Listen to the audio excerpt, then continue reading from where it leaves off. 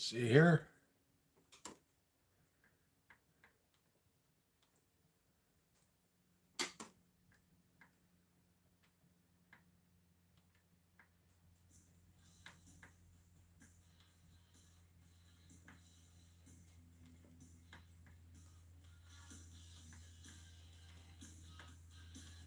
All right. Morning. Let's do this shit.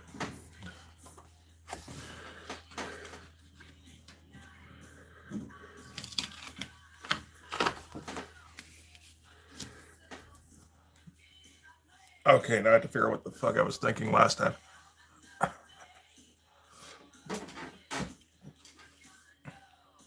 So, let's see.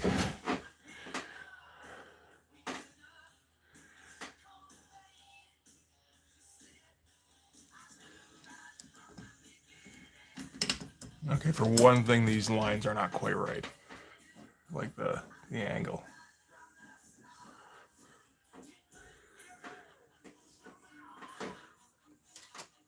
I know what I was going for with the kind of perspective deal, but it doesn't really work too well in this case.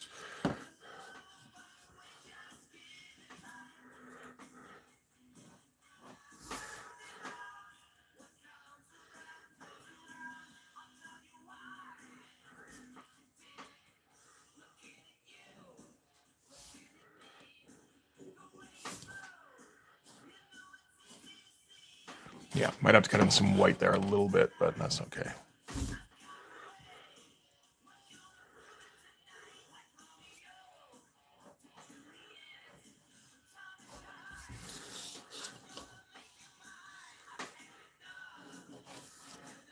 So these are going to act as background, but also a little bit of like implied speed lines.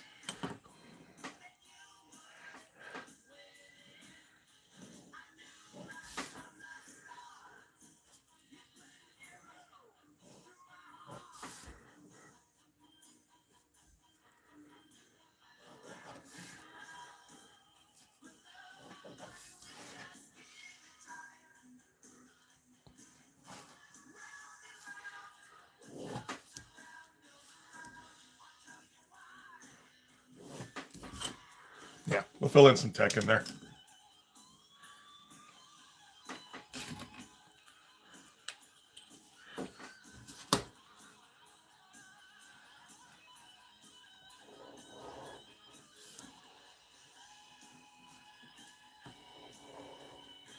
Gotta try and keep the background in the blood vessel at least a little consistent.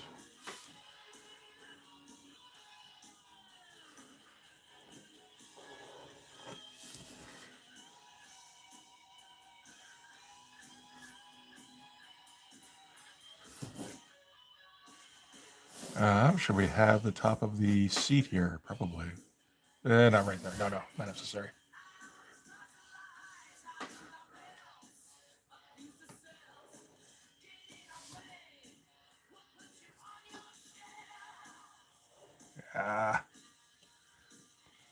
You avoid going over the lines too. That would be all right. Hey, Lee, how you doing, buddy?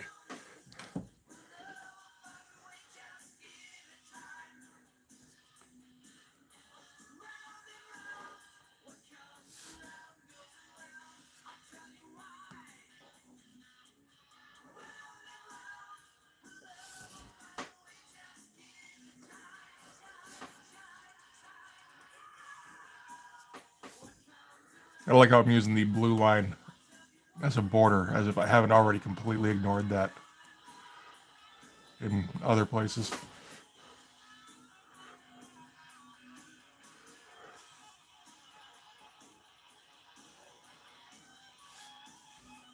Boop, boop, boop, boop.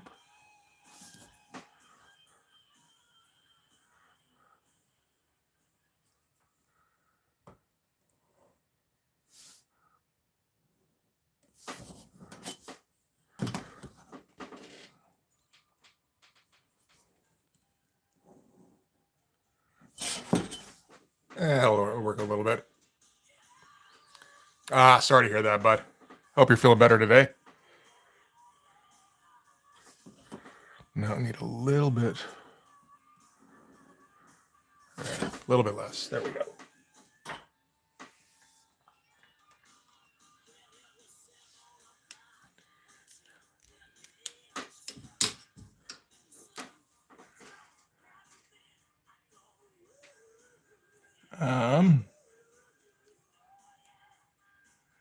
Let's see here.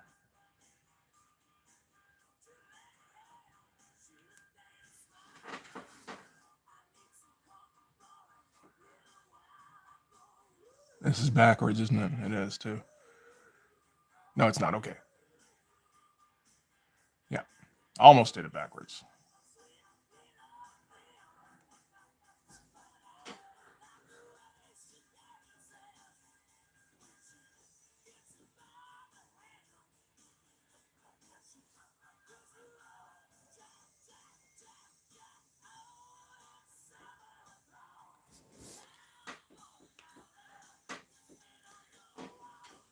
Been over. We okay.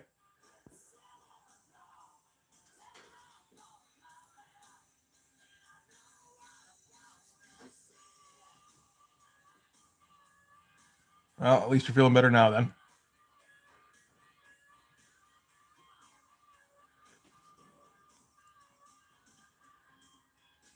You didn't miss a whole lot apart from me making a mess with the white spatter and not accomplishing much of anything. So we're gonna retry it this time. I'm trying to kind of cement it in my mind that you know, you lay down black one week, you lay down the white media on top of it the next week. You don't try during the same stream.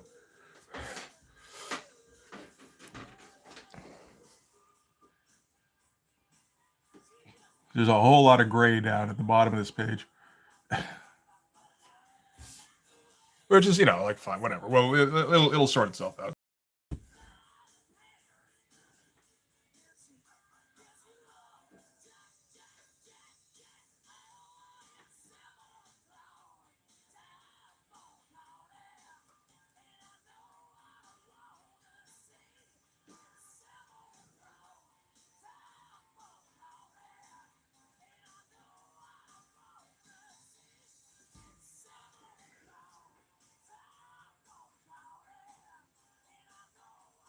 I feel like I got this a little bit backwards when I was figuring it out.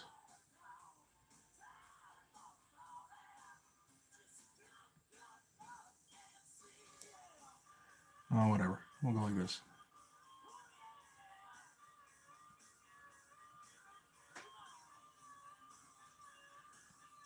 Because the whole point of edge lighting this this little console thing or whatever it is so that you can put black next to it. Otherwise, you might as well. So I could have just colored in the edge light. That would have been a possibility. Oh well.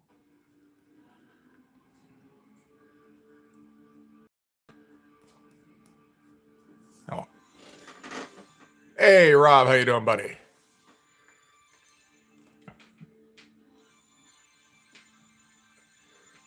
And hey, Praxina.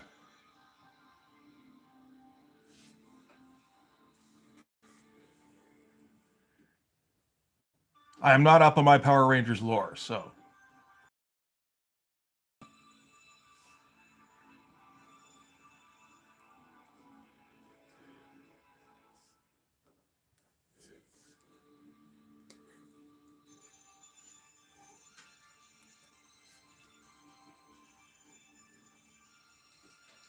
If you start any sentence with "Did you know?" the answer will be no. That's okay.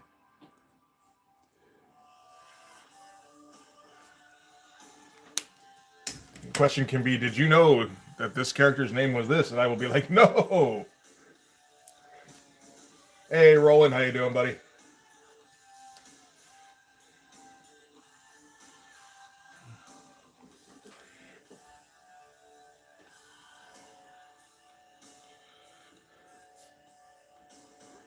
It is interesting the things people latch onto.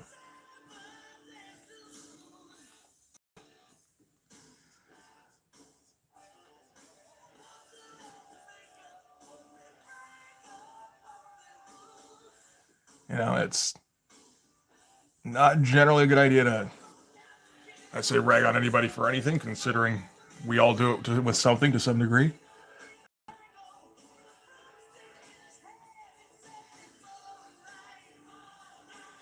But stuff like Power Rangers, it is like, really, Power Rangers, okay.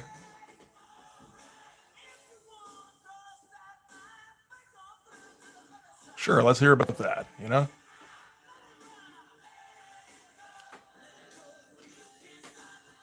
When in doubt, get Lee to fix it. Exactly, yes.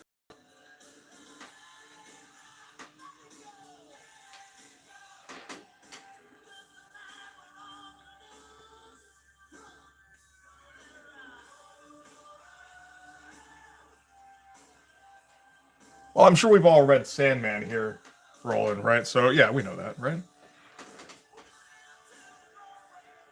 Because that's the kind of factoid that Neil Gaiman couldn't resist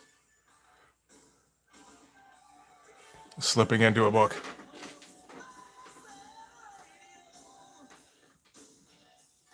That and did you know days of the weeks are named after gods? It's like, you know what? I probably didn't before he said that. Doesn't mean he needed to tell me, but that's okay.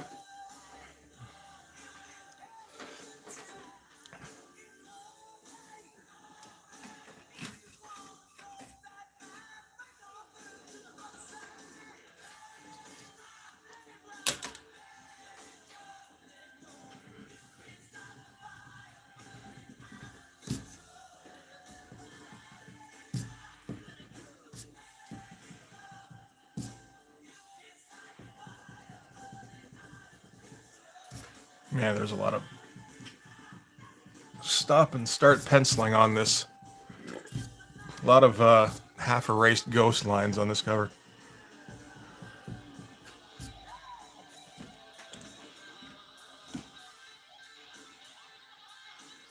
Oh, Lee and Roland got there at the same time.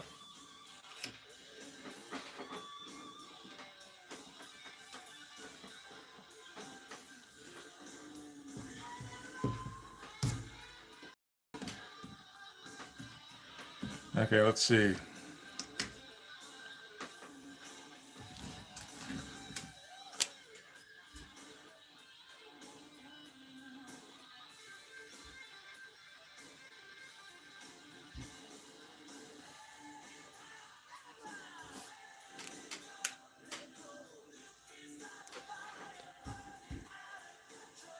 Yeah, there is that. But, then you also get Woden, Thor, and Freya, so.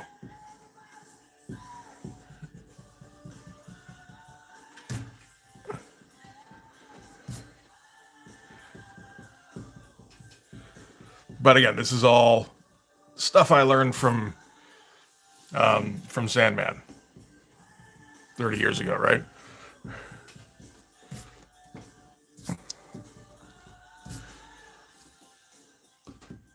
Which would be fine, except he couldn't resist dropping the information in other stuff as well.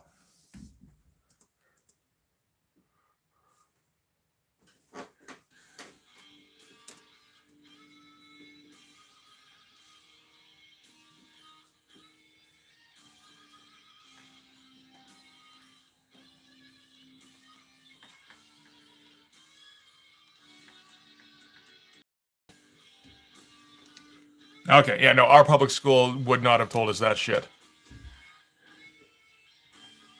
Or elementary or whichever.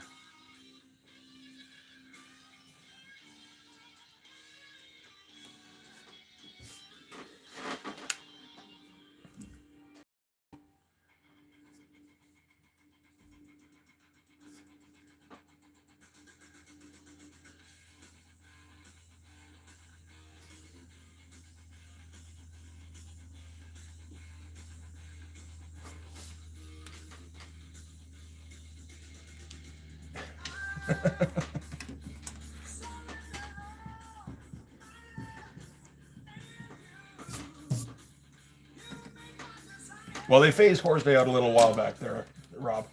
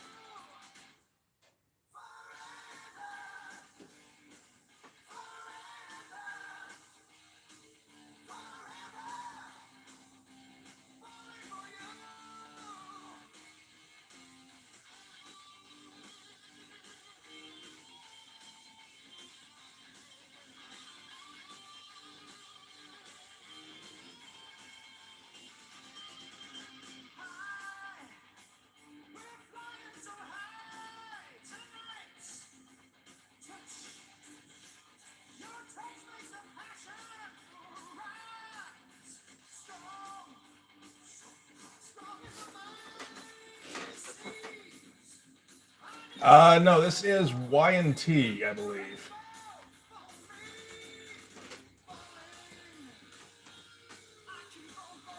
I think pretty similar era. Um, Classic lineup was cemented in 1974. Actually, I think that sounds about right. Iron Man did start in the or Iron Man. Iron Maiden did start in the 70s, I believe.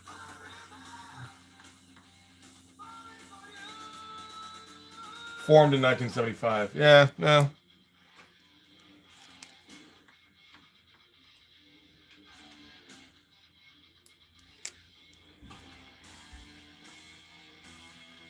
Got on the hair metal kick and just started. I mean, well, the Peacemaker soundtrack was a good place to start, and then just kind of started launching off of that.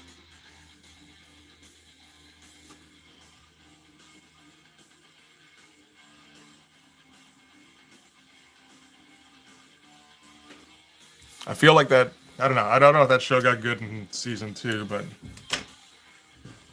I was enjoying season 1 quite a bit better.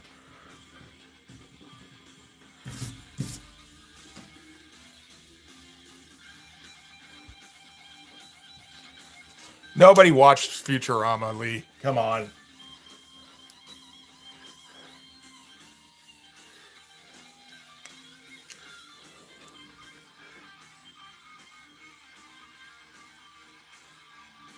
Historically, one of the least watched shows of all time.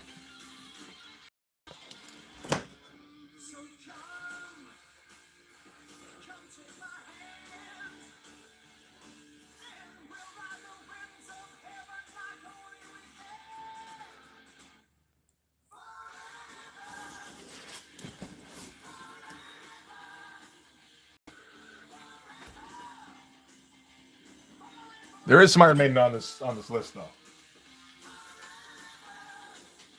That's why it's been canceled 3 times in 25 years. Exactly. They keep canceling it. They keep trying to tell them to stop making episodes, but they just keep making episodes. It's a house guest that won't go away.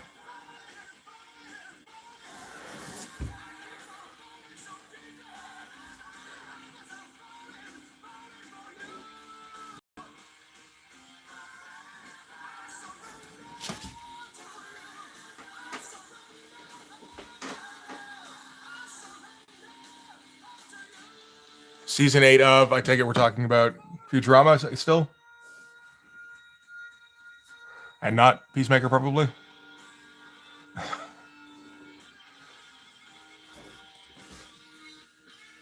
you seen the Primal series? No. And hey, Neil, how's it going? I don't think I've heard of the Primal series.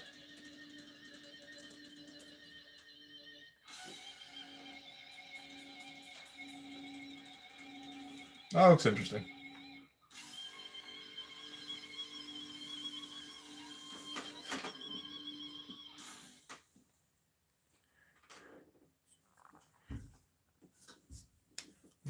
Give me a little bit of boundaries on the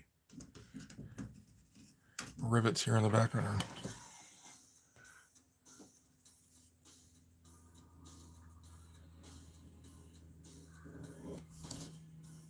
Not quite.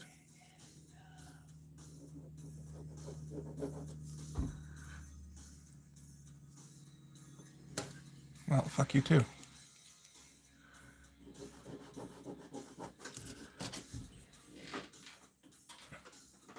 Season 1 was pretty good. Season 2, so far, has been all about character development, which I don't really want with that show, I don't think.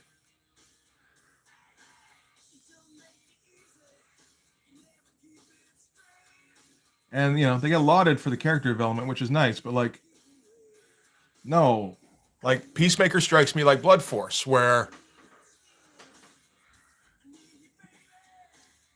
you get the gist on the characters. I don't want them to be people.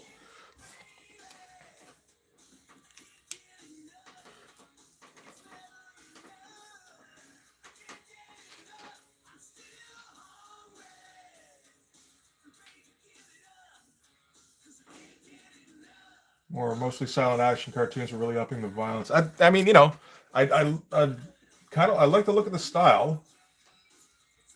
And if he's going hard on the violence, I don't have a problem with that for sure. If you humanize the clown too much, it's not fun to laugh. Exactly.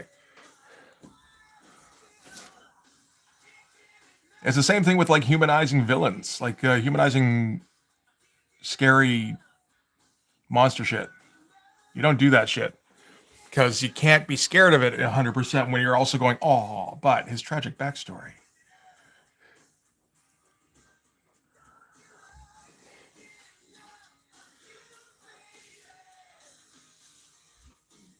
Season 2 is more zombie centric. Are we still talking about Peacemaker? Because I didn't get that far. I got to the point where they were like, it was like moral dilemma about him taking his alternate reality version's place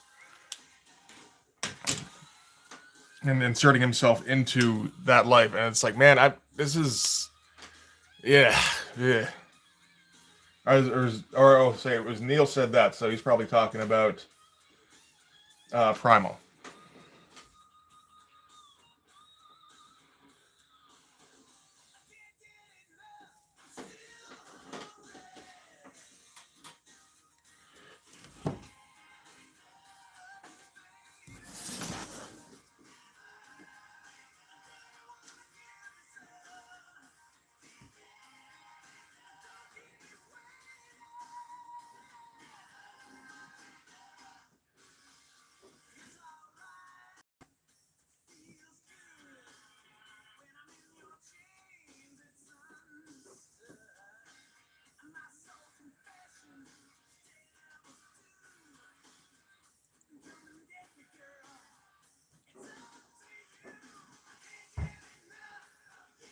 So, I mean, in case you're wondering, there will be a little bit of characterization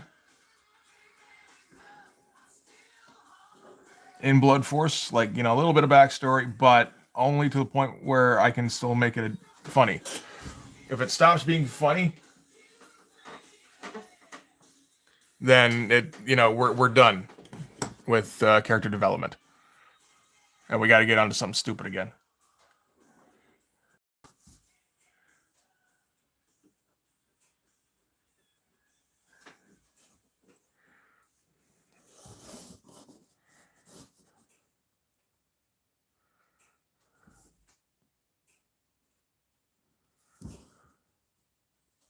Of course, I say that now. We'll see if I still feel the same way in 5 years when I'm on issue 7. And Blood Force is a raging success, and it's all gone to my head. When in doubt, have a tech base rate. Exactly. That's the plan for the inevitable issue 0.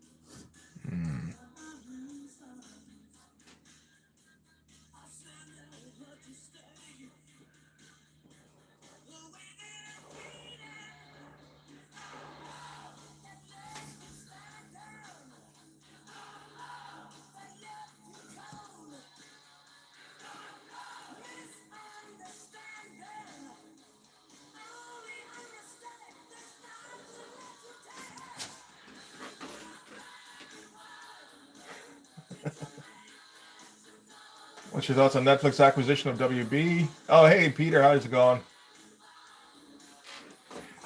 Those mega mergers need to stop. That is one thing that is not going to happen.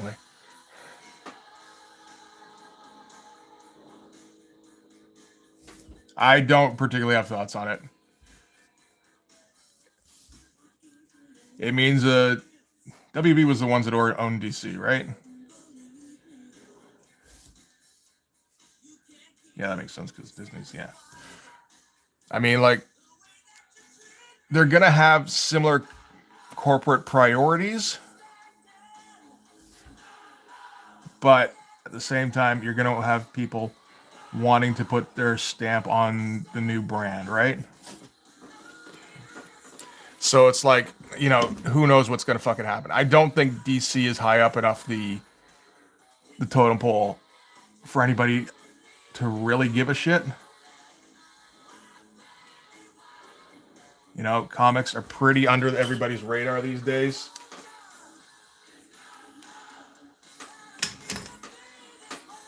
Old cartoons again. Yeah. I mean, if they're acquiring rights, yeah, I guess they are too. So maybe that'll be cool for that. I mean, Netflix is always looking for more content, so that'll probably work out that for that stuff.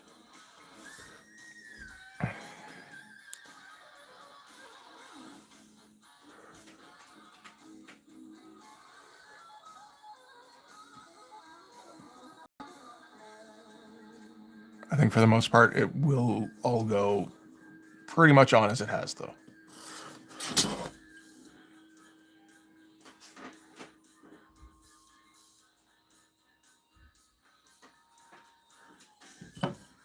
Well, yeah, but exploitation in the pursuit of money. Come on, Lee. Let's not split hairs here.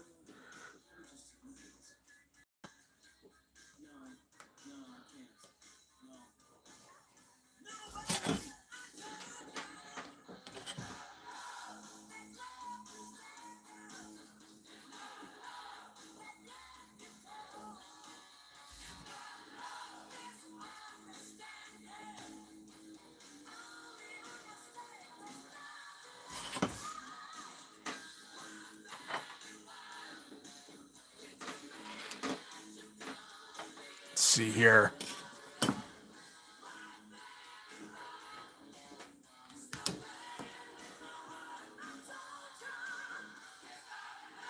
I think that looks a little better.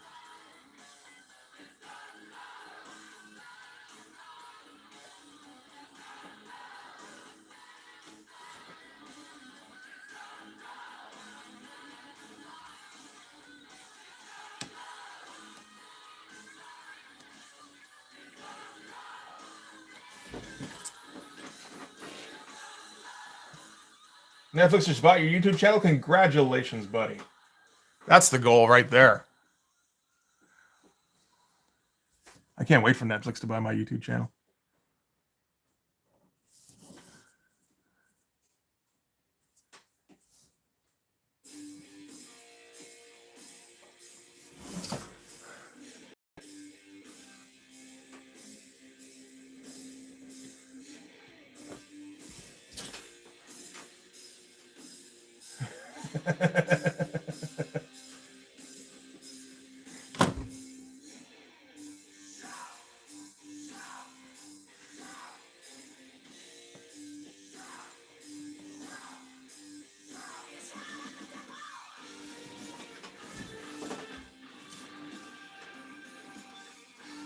I've said it before, when you're young and everybody makes it sound like selling out is the worst thing possible, The worst thing you can call somebody is a sellout. These days, it's just like, dude, can I please sell out to somebody, like anybody? Do you have $5,000? I would totally sell out to you.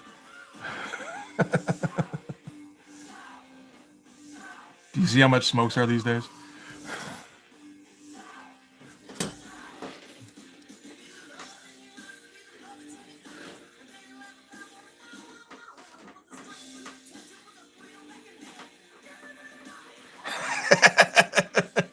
Alien Probe has been Rob's life goal for a while now.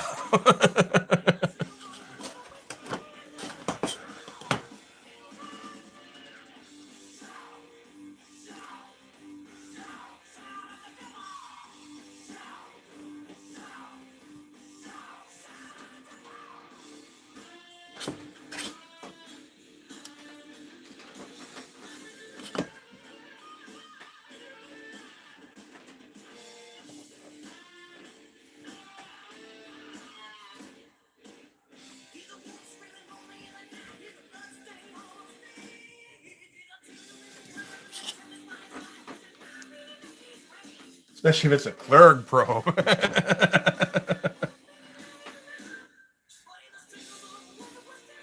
That is one thing I'm going to be careful about, is not trying not to insert anything in the background that could be interpreted as a probe. I think is if somebody wants to guess on some of those like vague kind of shapes in the back, feel free.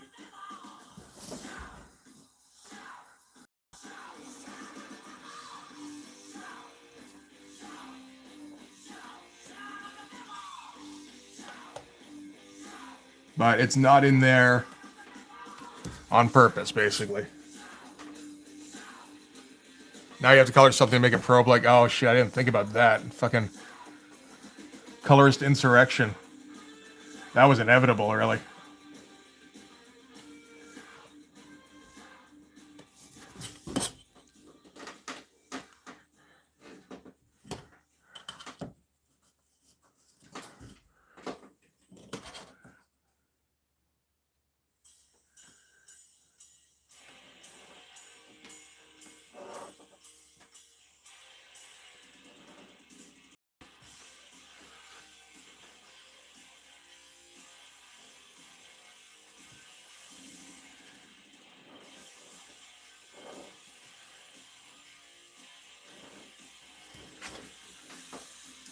Hey, how's it going, Raven?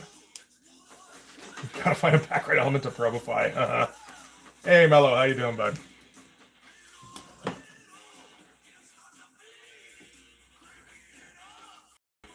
I think I got this angle a little bit wrong, but that's okay. We're gonna pretend like I don't, and everything will be just fine.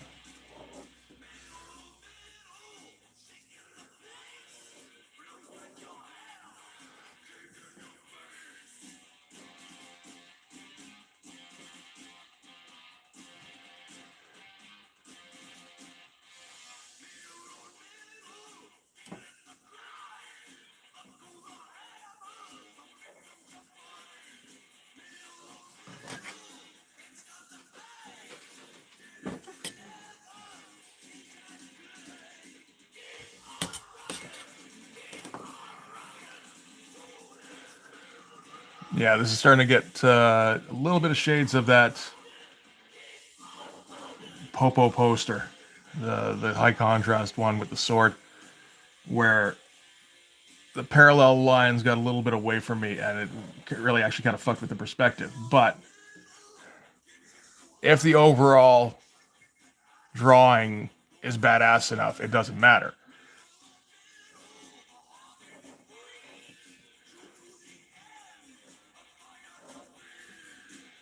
Oh shit! Let's not forget that, eh?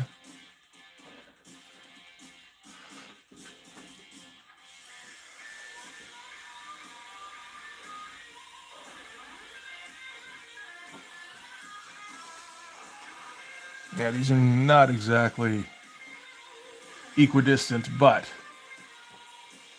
at the same time, this is going much faster than when I was being considerate. So, I feel like we're accomplishing the proper goal here. Hey, Saboteur, how you doing, buddy?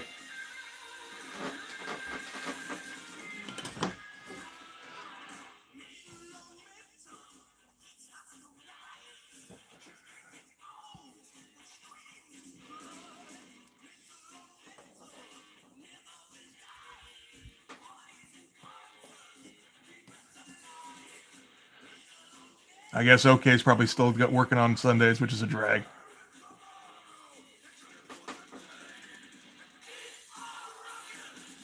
Not sure what Brain and Monty's excuses are.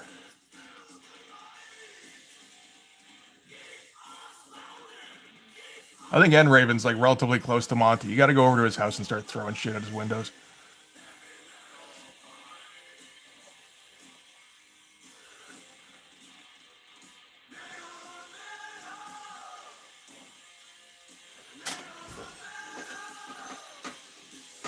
Monty's probably family stuff. That's a good guess. I mean, if I missed this stream, that would be the reason for me. So,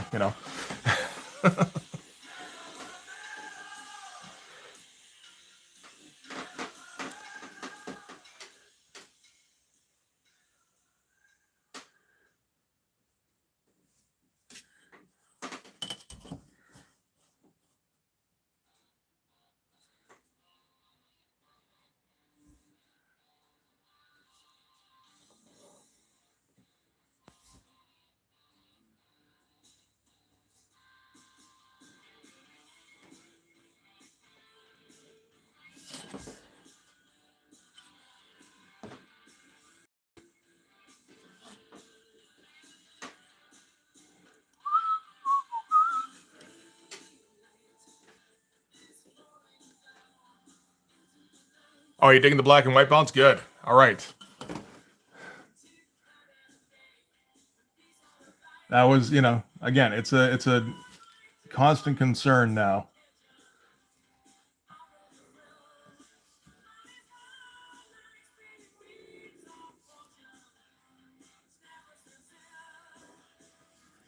And I think I'm learning things, but at the same time, I have a tendency to get complacent very easily and then go back to the original thing and then go, wait a minute, remember when you were trying to get more black in there? Or, hey, wait a minute, remember when you were trying to make things dynamic and not just putting people on the page at a flat angle? It's like, oh shit, that's right, that does sound familiar. These are much more, much less separated than the other ones, so.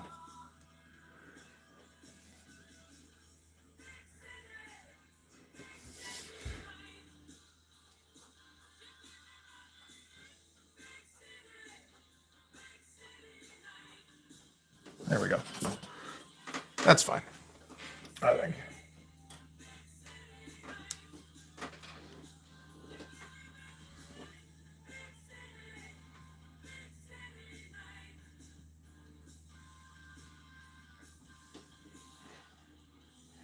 Like, sure.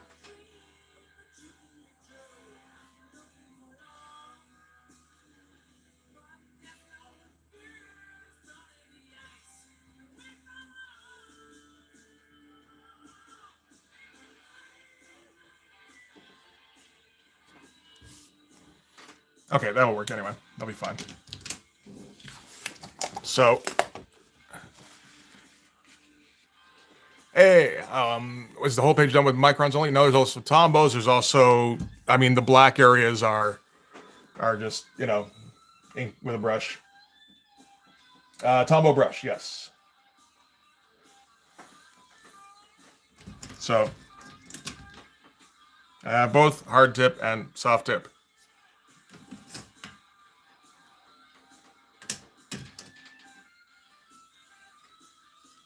Depending on your preference. That's also been a bit of a priority, is trying to get a bit of a clean, I do lose track of it sometimes in the hatching, but, sometimes that's, I was waiting for it there, Rob. Oh, you gotta be quick on the draw there, Mello.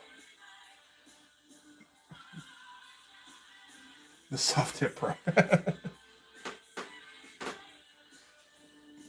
And thanks, Raven. Yeah, that was kind of the point on this one, was okay, let's do something that actually focuses on the blood vessel for once, I guess. Oh, hang on. Let me shake this stuff up. Sharpshooter. Yep.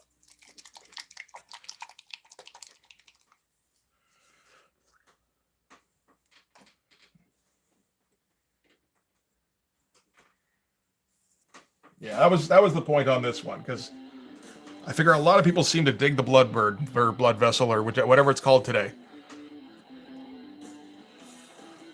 So it's like, you know what? Let's exploit that on the next campaign.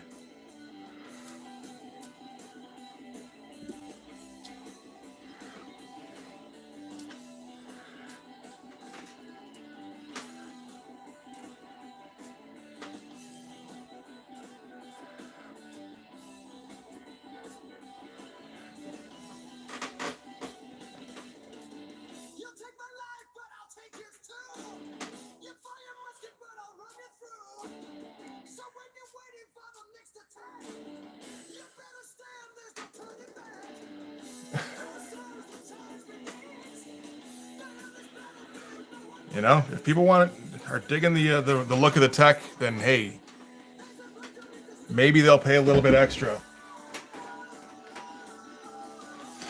for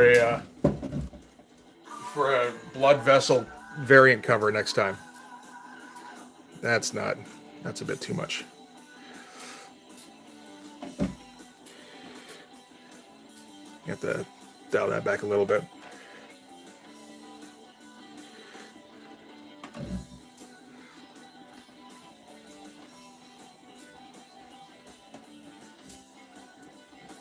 Maybe not, actually.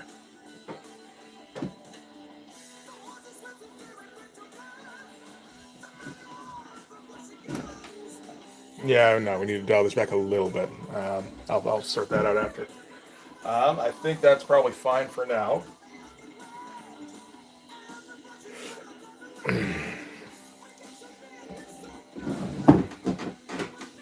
Well, at least let it dry before I try to adjust fucking anything, so it's done for today. White spatter, then black spatter on top of it. Yeah, maybe. Like, spatter in with the black. Spatter out with the white. Yeah, maybe.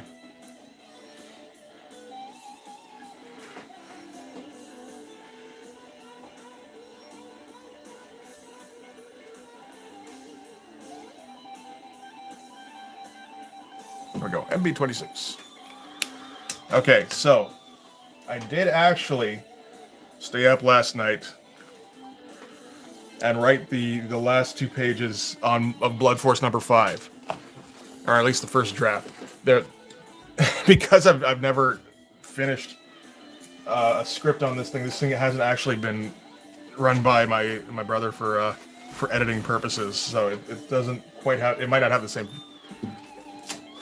finish, but again, we've got plenty of time before we got to publish, right?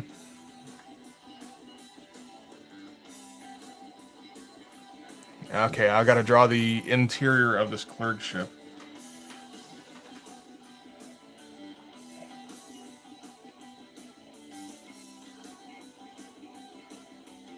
Okay. So I think we want basically... Yeah. You forgot the $29.99 there, Lee.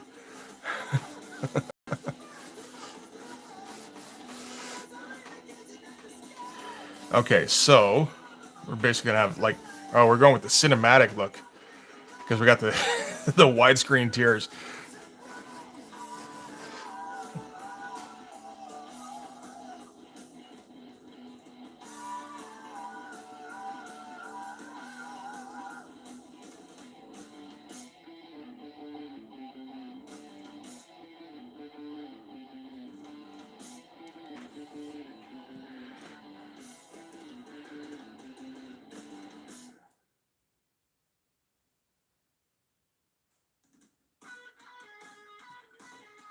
Will do. For anything in particular there, Peter? I know he stops by on your streams fairly often. But, it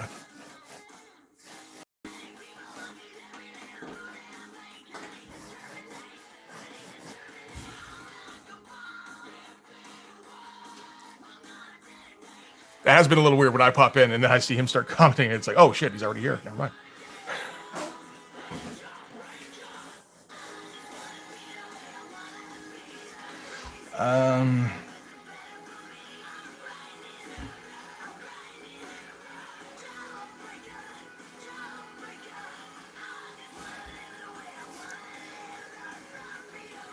Maybe if I do like shattering panels as we progress through, because it's supposed to be like high tension shit.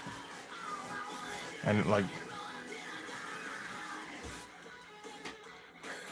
he's my newest pick. Oh, good shit. All right. Wasn't aware. I think shattering panels is a good way to go.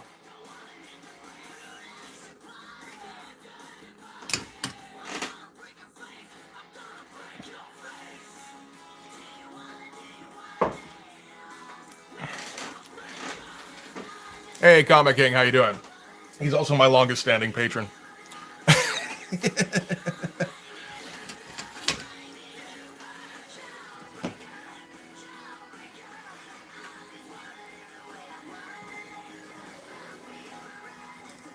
Him and my dad has watched like just about every single video I put out, which is, again, for a dude who doesn't like comics, is like, what fucking why?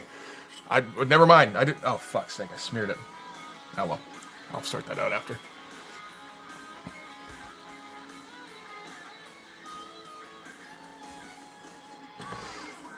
You know, I'm not going to complain that it's kind of awesome, but like at the same time, it's like if he put out videos about like fighter planes through the ages, you know what, I might still watch all of those. I don't know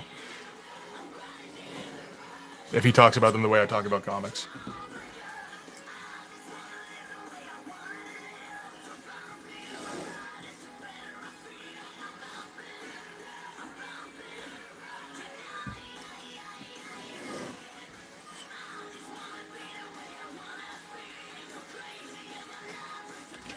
Maybe I should put this somewhere where I won't smear it. There's a plan. Yeah, but this explosion at the bottom here already got demolished, so we'll have to fix that next week. Awesome. With lots of swearing, you know, I'd be okay with that, obviously.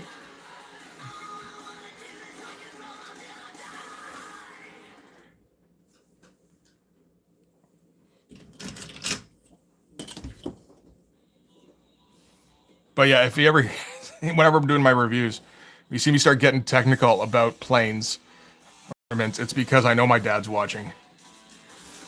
And it's like, you know what? He's been very supportive for like 3 years now. I think I'm going to talk about planes for a minute and a half.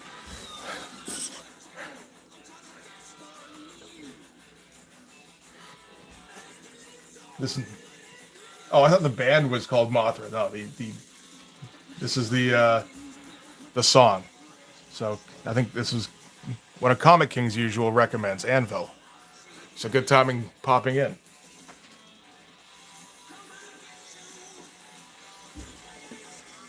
I mean, obviously it happened, right?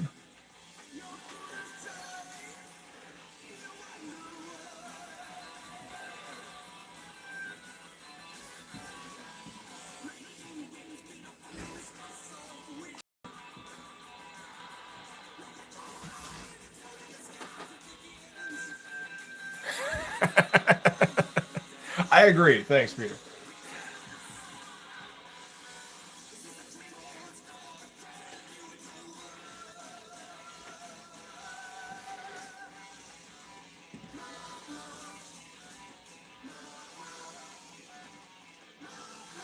So we're gonna get more and more fractured as the panels go on here.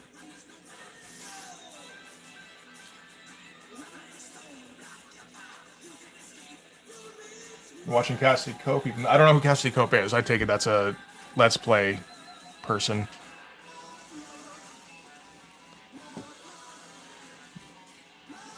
But yeah, I've done that. You know, like you get into. I mean, that's sometimes how you get into interests is if you just like the person, and it's like I like hearing them describe shit.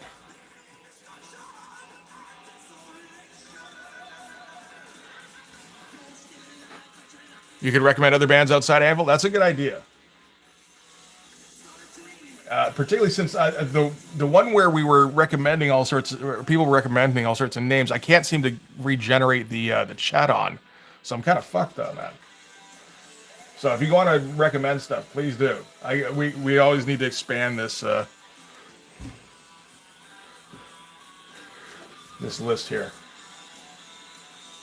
Another Canadian YouTuber. Oh shit! That means we got to go to war. This is the end of the gist of the page. This is the end of the Popo Clerg saga, essentially. This is the Clerg captain and the corporal, because they're the only ones left, piling into their escape craft, which, you know what, here. I should get that page out, because I'm going to need it for reference anyway.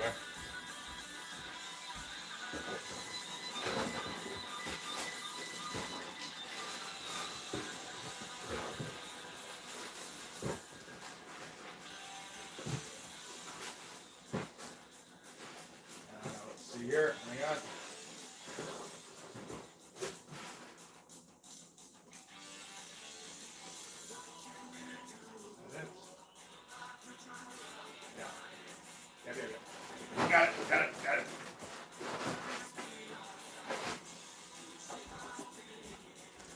Okay, I got it.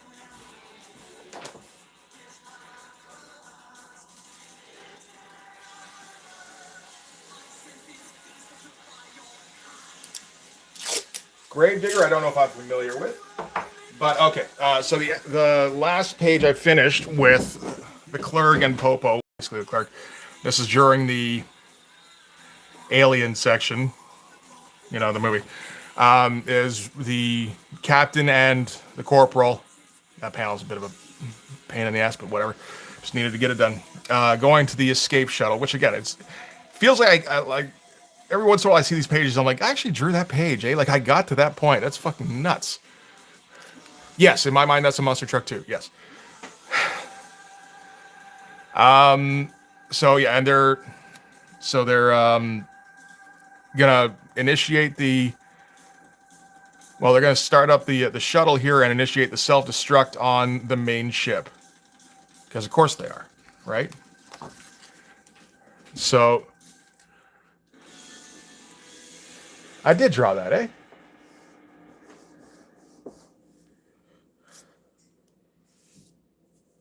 Now to celebrate with some maple syrup.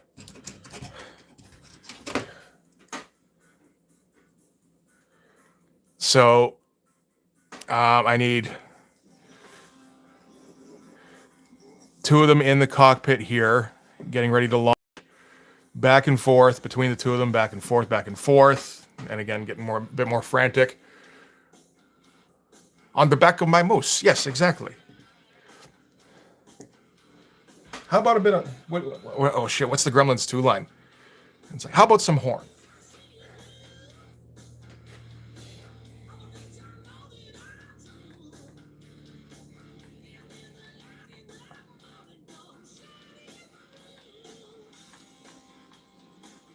Okay, let me look up Gravedigger here.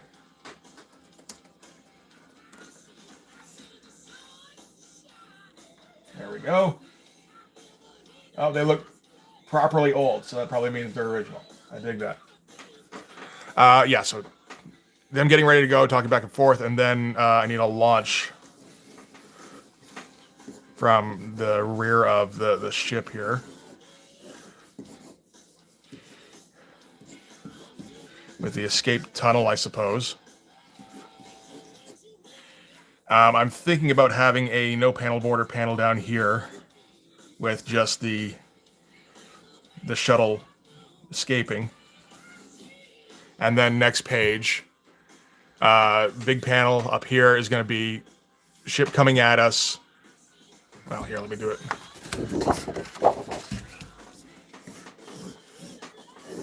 Ship coming at us, kind of similar to the ending shot. Well, the shot on the last page of Blood Force #1, actually. While the ship blows up behind them. And that'll take me a fucking while, I'm sure. I feel like I need an establishing shot of the ship at some point. Maybe this shot down here, because there's nothing here that makes it the ship exactly. Maybe if we've got like a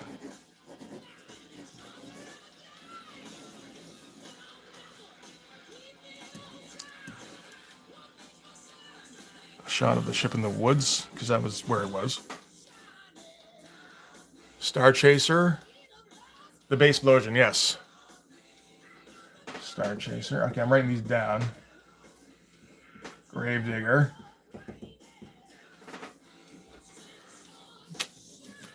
I would have to make this, I think, kind of small. Smaller than I want to. I always want to zoom in way too much.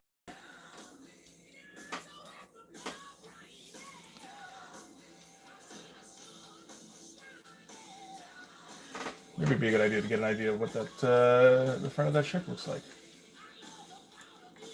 That was in issue 2.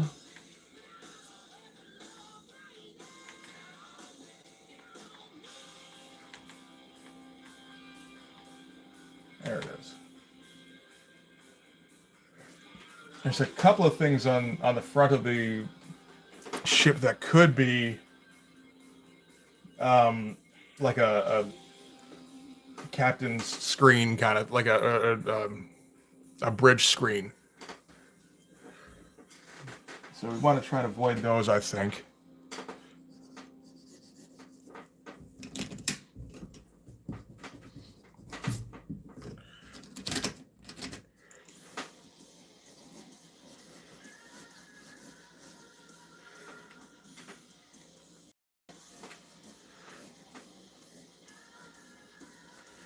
I do have a couple of newer bands on here anyway, so yeah, some newer stuff. When as long as it fits the theme, I think that'll be fine.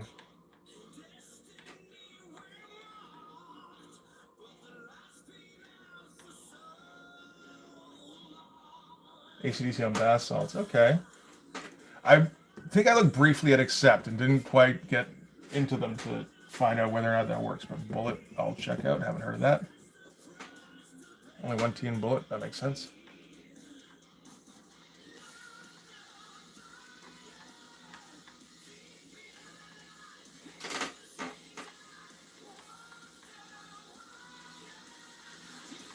I gotta say, Wigwam is impressive. Never heard of them before the Peacemaker show. But for that, the fist pumping arena thing, I don't know that it gets a lot better than that, really.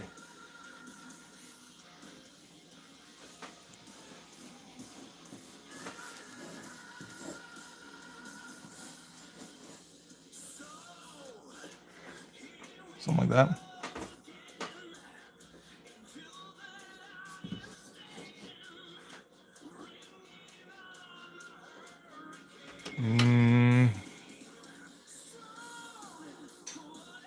No, further back, further back. Again, zooming in way too much, always.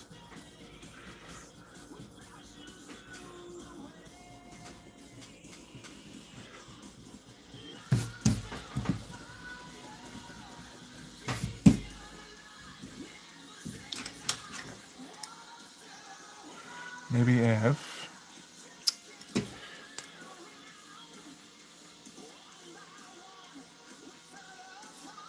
No, you don't. Okay, I was thinking like overhead shot. But that's basically the shot that's going to be on the next page, so we don't want that.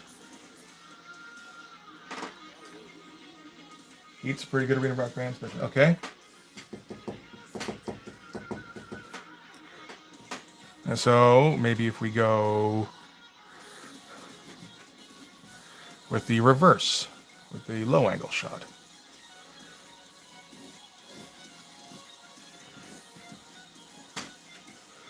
And the Metroplex antennae.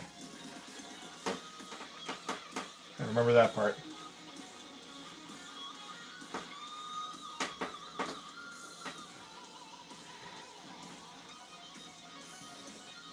Okay, maybe, you know what, get them regular shape first. Oh fuck, I said Metroplex around Lee. I might start some shit. I appreciate you listening to them endlessly. Again, I need entries.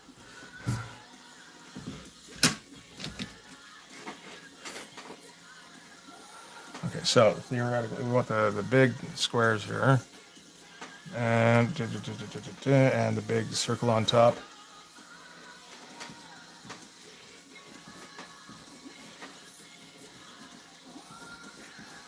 And then there's the windscreen kind of panel here.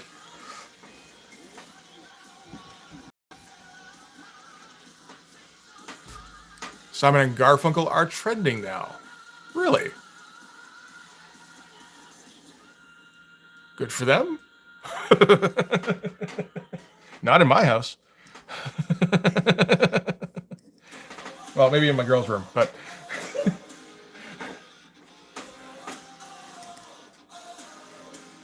Triptychon was better. I had Metroplex.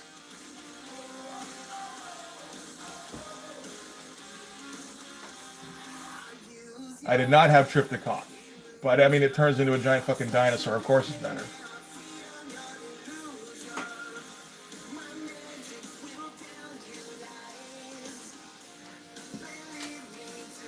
That's okay. I got to respond like these things are truths, right? Like absolute truths.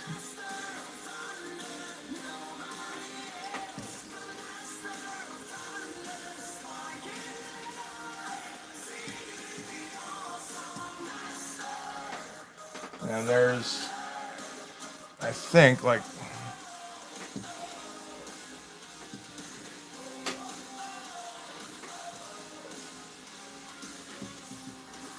and then we'll do some, yeah, just trees and shit. Oh. We're doing trees and Raven. It was voiced by Brad Garrett. Not Brad Dourif? I don't know if I got him interested then.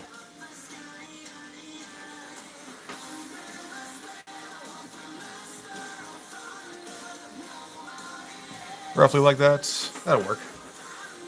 He does look like a squatting. The ship does look like a squatting trans. It's just kind of like, oh, nobody can tell. I'm not a ship. I'm a robot. There's a synthwave power metal band I want to get called Megatronics. That's a fucking killer band. Band name, rather.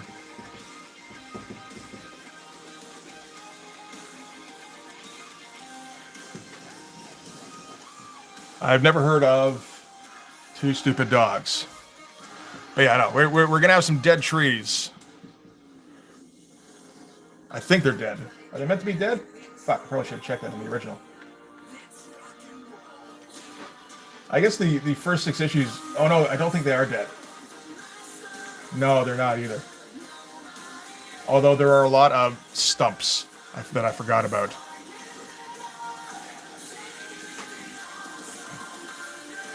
That's a good little detail, actually. How a bunch of the trees got, like, leveled when theoretically the ship came down. I like that. Good job. Good job, Pass Mitch. But yeah, never heard of Two Stupid Dogs.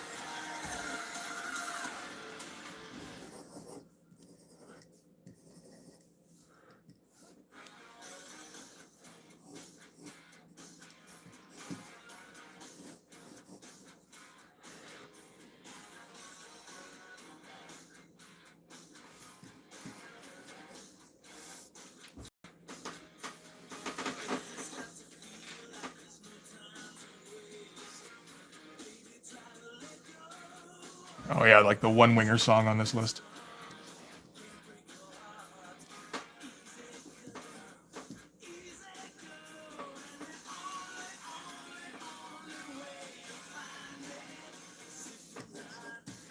Are we right in? Yeah, let's be right in the trench here. It worked for Star Wars.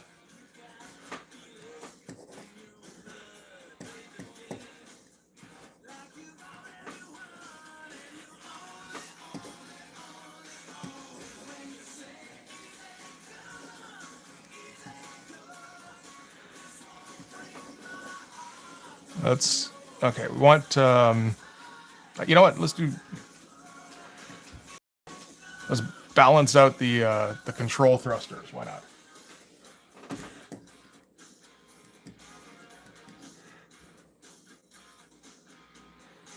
And we have a general idea of what this room looks like beyond the trench. So it's basically just a whole bunch of shadow with a little bit of tech in the middle of it, and then need like crap shit here.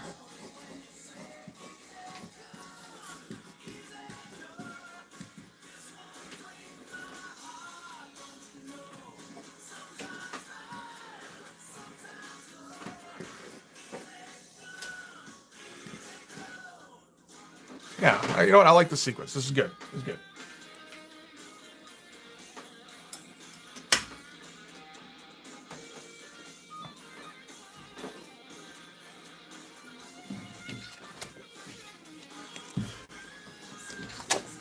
I don't think I've ever made fun of Winger specifically. I don't know enough about Winger. Thank you, Cat. Get the fuck off my comics. He's sitting directly on the fucking comics. That one you get thrown for.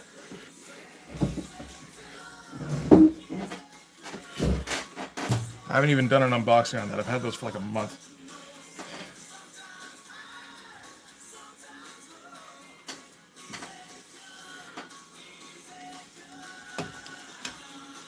Yeah. One of the great things about hosting my daughter and her husband and her kids is I also get to host their cat. I don't usually mind the cat. I kind of like the cat. We tend to hang out at like 2 in the morning when I'm watching movies and he's sitting on the chair like right by my head. It's pretty great. But we will not tolerate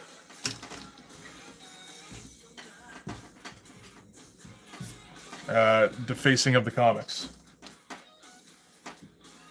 Oh yeah, the reputation was ruined by Beavis and Butthead. Yes, that's. I think I saw that recently. Actually, that came up.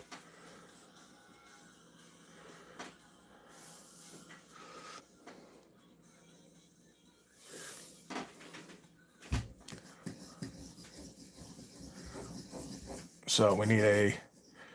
Oh, and we're returning to high contrast for a couple of these panels here. That'll be fun.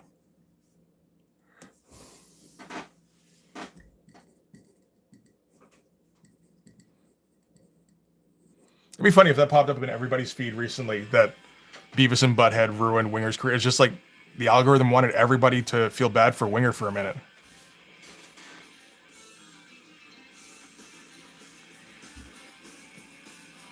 Yeah, no, I like the cat, but it's not to the point where I'm going to let my room door be open at night for him.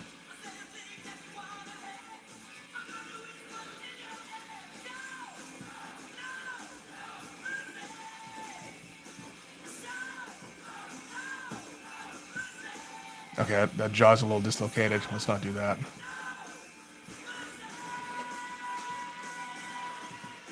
This is my penciling, by the way, in case anybody's new here.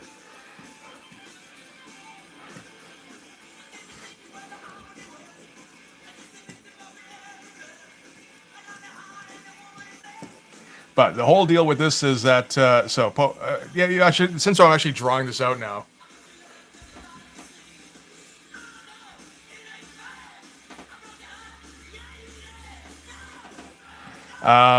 yeah, since I'm trying this out, might as well explain what's going on here, because I kind of did before, and then I think I probably got sidetracked, because that's generally what happens.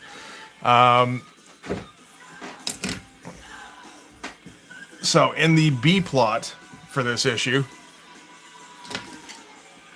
Popo has been running around on, or I guess it's really more the A plot. Popo has been running around on the Clerg ship. The Clerg are the evil aliens who kidnapped him. And now he's been making them pay. This included an extended high contrast black and white scene, which we'd found out amplifies Popo's vengeance powers.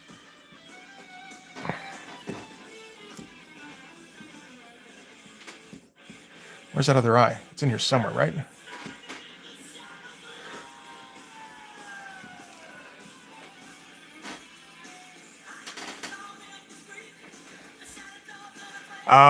Yeah, so, like, you know, and it was just, like, meant to be an alert at first, like, oh, let's show this guy we mean business, and it turns out, oh, you actually kind of just juiced him up even more.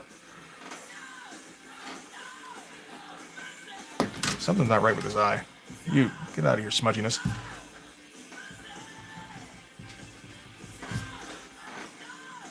Okay, that helps, actually.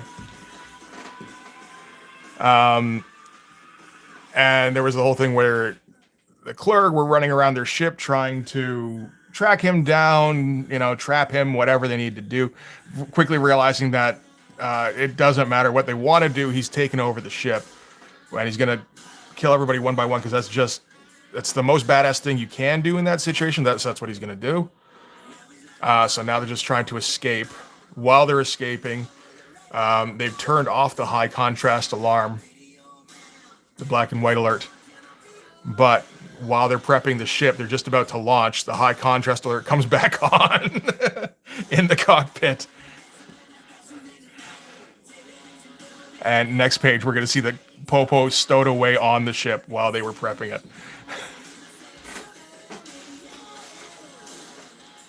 You know what?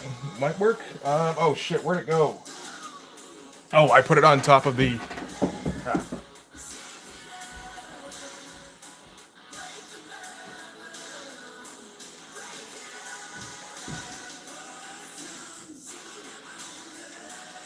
Still have a charge. Let's see, I got this for a reason. Yeah. Hey Lizzie, how's it going? Boya.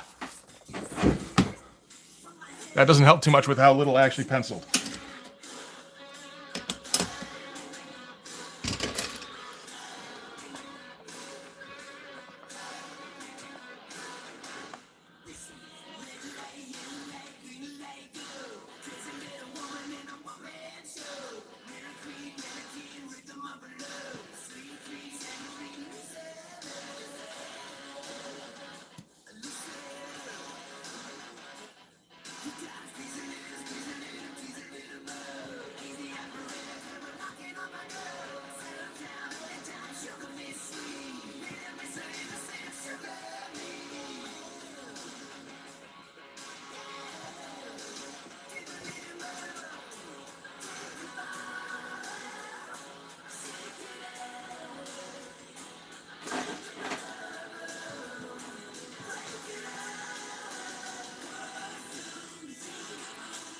I feel like there's enough there that I can, I don't know, forget the little spikes on the side of the chin as well.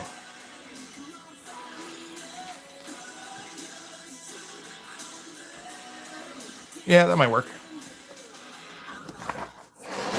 Yeah. Okay. Let's see. Let's see if anything will show through. Oh, yeah, a little bit. Yeah. Stay put.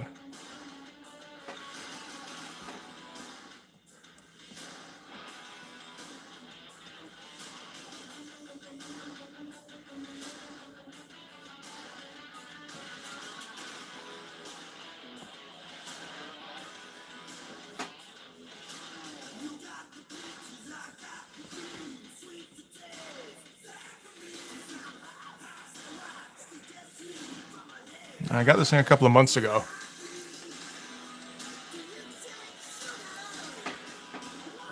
I think this is like the third time I've used it, maybe.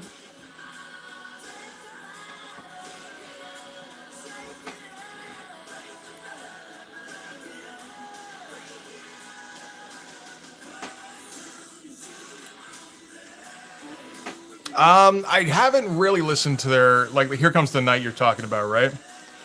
I think or On Through the Night, that's it. I think we had it when I was a kid, but I never really listened to it. Where's the button? I can't see because I'm blinded by the fucking glare. Ah, there we go. Oh, okay. Oh wow, everything looks so dark in here now. I heard they were actually kind of good before the hair metal stuff, but never really investigated.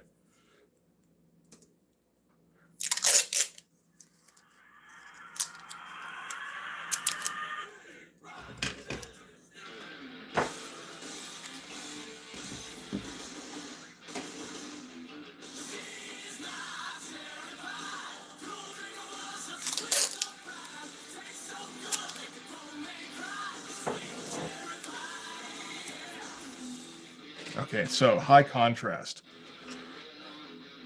From what direction? Let's see. I think, okay, if we want, okay, let me think here. Because we want to, we're keeping the high contrast for the next page, and we want a full-on shot of, have you listened to Worn outside of that song? Like Uncle Tom? No, not really. Like most people, probably. Underlying, I was thinking that, but I'm thinking on next page, because basically we're gonna, at some point we're gonna have a front-on shot of, well, close to front-on, maybe like more of a three-quarter shot, but of the clerk and captain and the corporal. And in the background, Popo will be descending behind them, where he's going to be mostly shadow, and all you can see is his badge. So I need them mostly lit up, I think. There is, of course, the thing where I don't need to pay attention to the lighting from panel. Get down. Sorry, buddy. I know. We're in good terms, but I think I need to set some boundaries there. Yeah, I don't need to pay attention to keep it consistent from page to page or anything, but so theoretically, this would need to be lit up. Most of it, anyway. Black here, so they would need to be also lit up.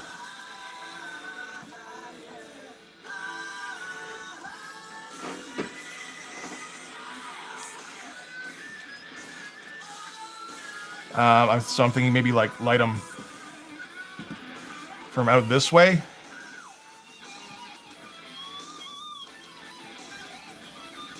Still dramatic.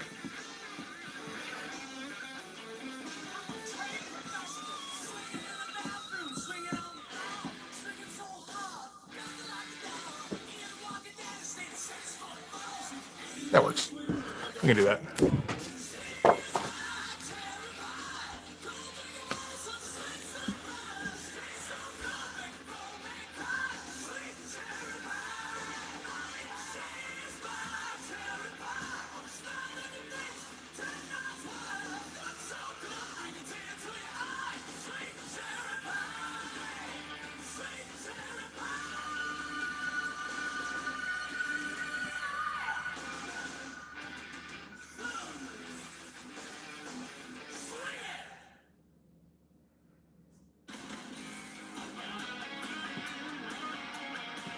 Which is interesting because I think then this will largely be in shadow. So we do like a white interior of the mouth, I think.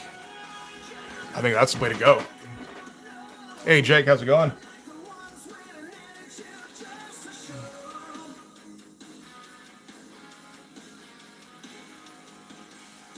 I wasn't sure if Warrant was the band that hated, or at least the lead singer hated the song that got them famous.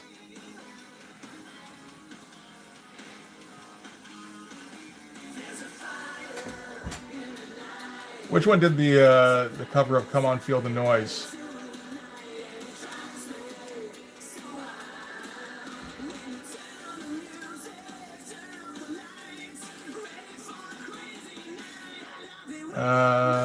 I mean, I know the original was by Slade, but Quiet Riot. Maybe that's the one I'm thinking of.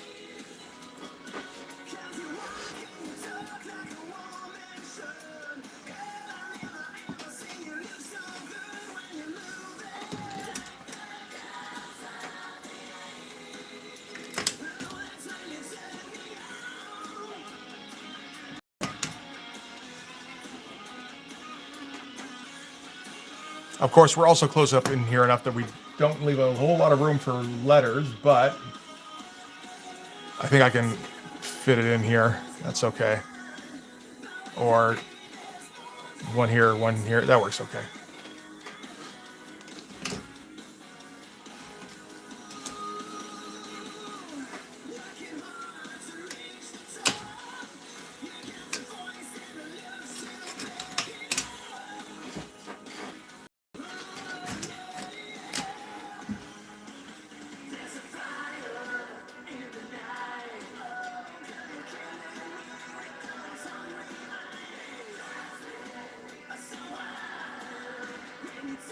Remember high contrast. You don't want a super detailed line here.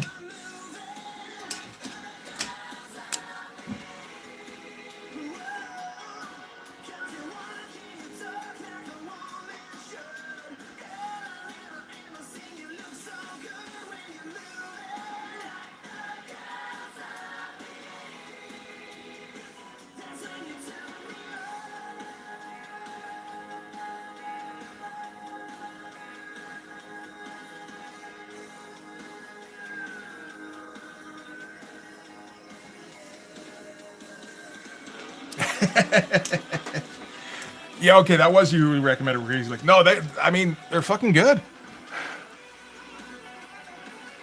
They got the right vibe.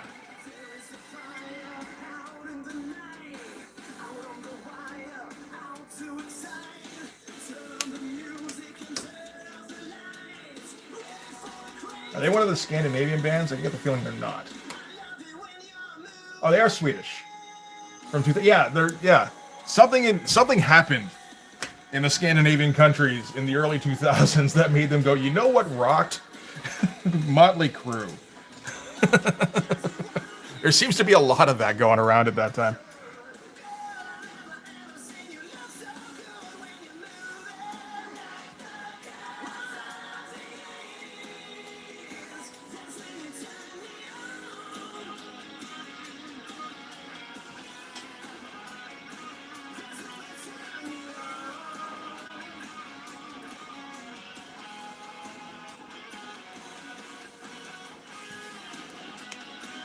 There is, yeah, no. Scandinavia has always been, they've been a little hardcore about their metal experimentation.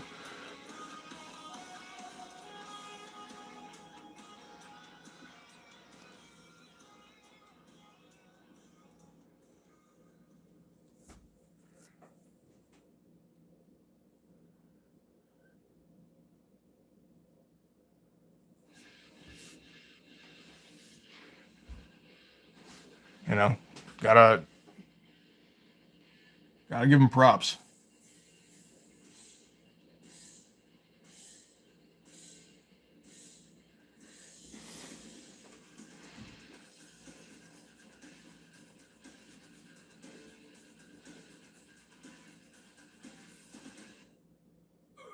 Oh shoot! Don't forget the fucked up panel borders.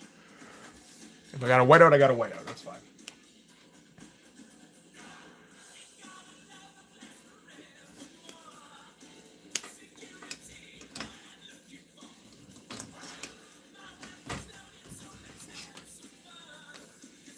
God damn it! Where'd those three go? There you are.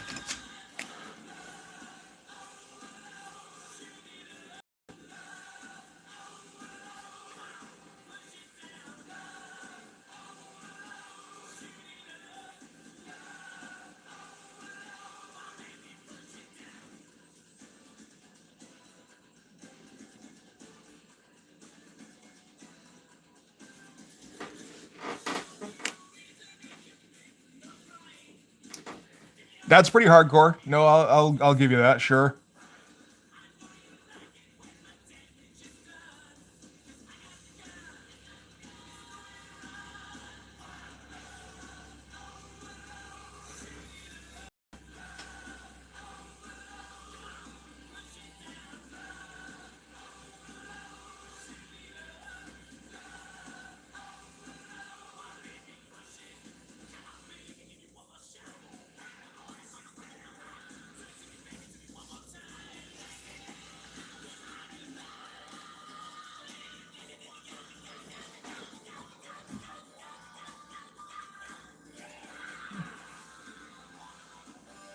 Oh, I hope we weren't trying to be Steven Tyler there. I feel like we might have been.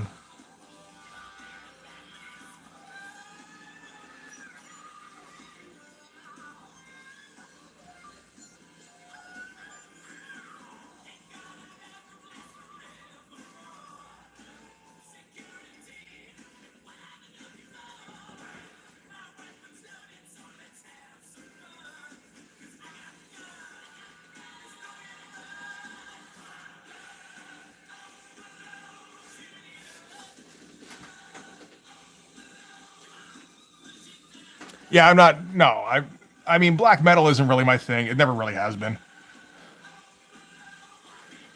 I'm not gonna say hair metal always was or anything, but it certainly works for this comic.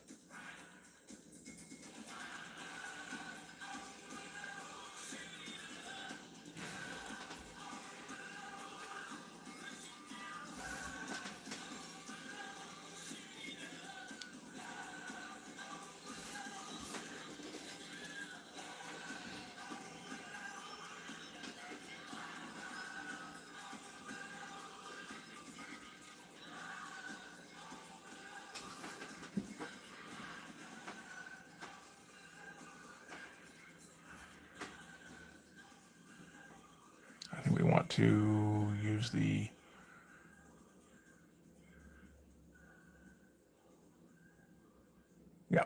so we use a silhouetted background to describe his profile, or we could have just left it blank. Whichever. Let's do a little bit of A, a little bit of B.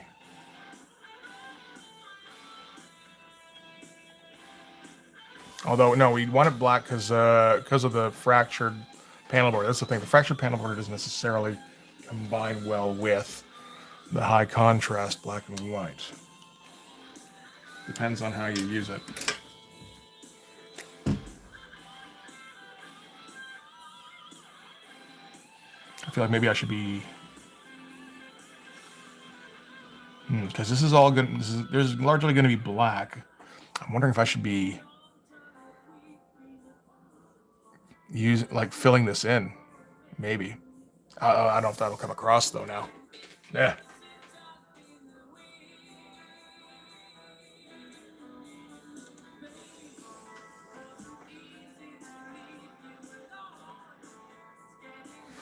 I mean, you want to get upset at those people, you can, but I don't know that it's worth it.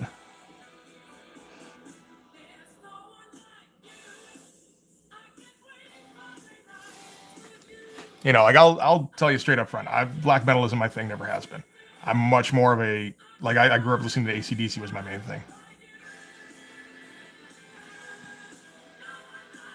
And then branched it a little bit from there. But then, melody and groove tends to be your priority when that's your baseline.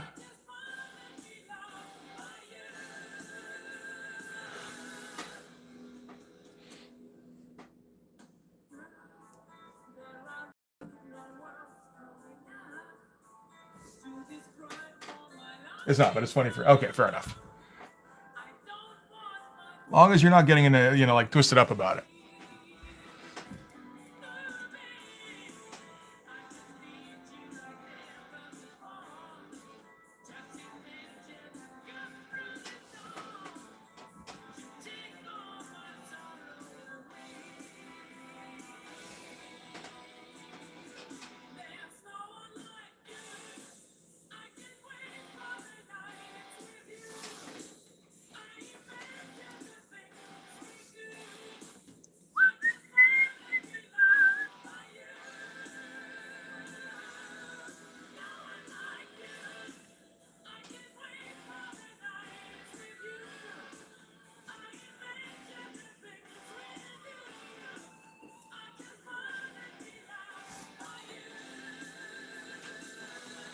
Everyone goes through the metal or no metal phase. It feels like a lot of people, it turns into a crusade. Where it's like you have to be hardcore about it. And it's like, really? Because you could just listen to it because you like it, but God forbid, I suppose.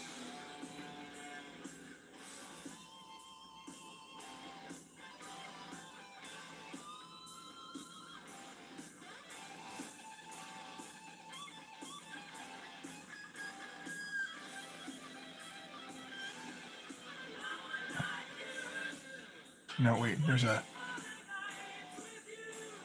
there is a mandible here somewhere.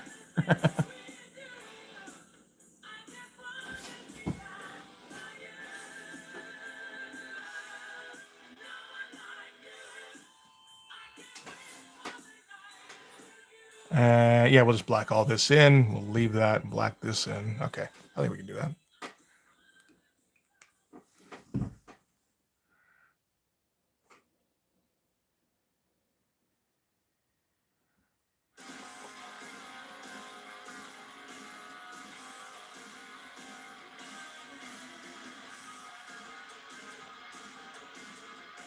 I don't think we really had metal guys in my high school when I was growing up. I feel like that's a usual sect. And ours never developed it. We might have been a bit too white bread. A little bit suburban.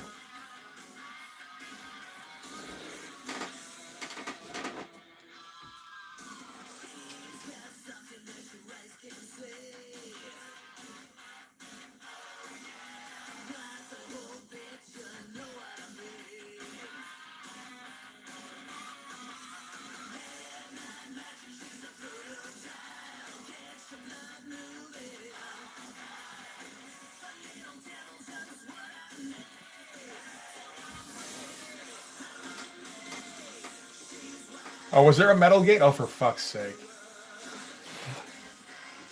People that shit. It's like, dude, come on. It doesn't help anything. I guess it gets you some attention for a little bit. And then you just look like an asshole for the duration of your campaign.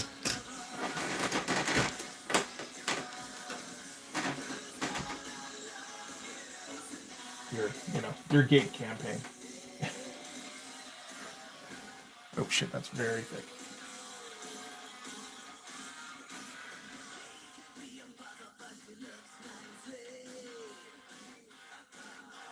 Did I fuck something up here? Feels like I did.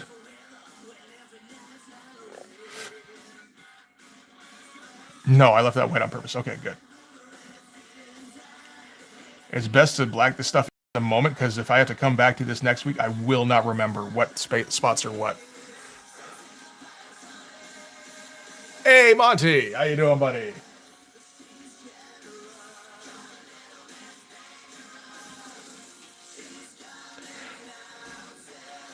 I never heard about. I mean, I'm not surprised.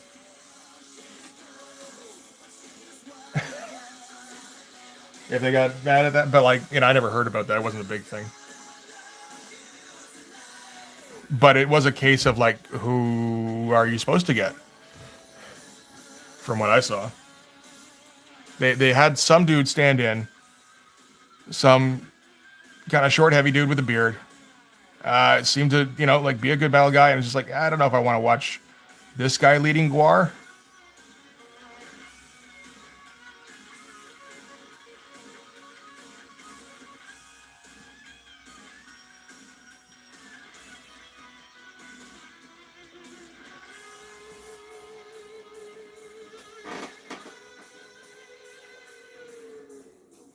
It is a little tough when your front man is basically your band, and then you lose them like that.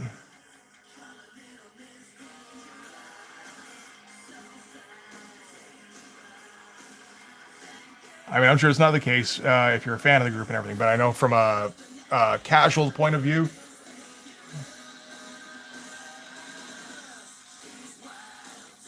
like, I hear Guar, I'm not thinking of the guitarist or the drummer. I might be thinking of the bassist doing fucking his version of The Who, because that was impressive. But Pete Townsend.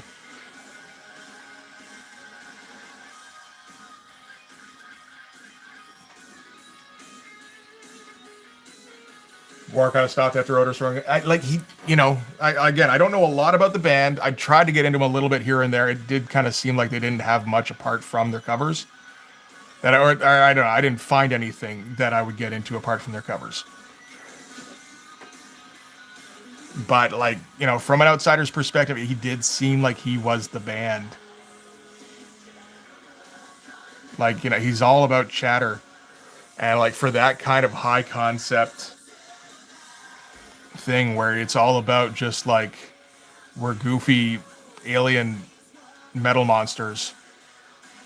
If you have that guy, like that guy is the linchpin.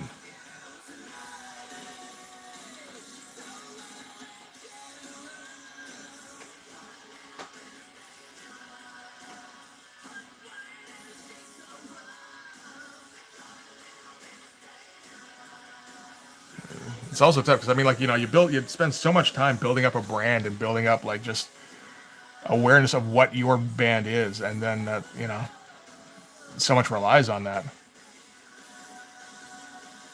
So if anything happens, it's like you're shit out of luck. I don't know how they've been doing recently. Hope they're doing okay. Sabbath without Ozzy, kinda right. Motorhead without Lemmy, yeah. I don't know what Motorhead's try to do without Lemmy. Did they just kind of pack it in?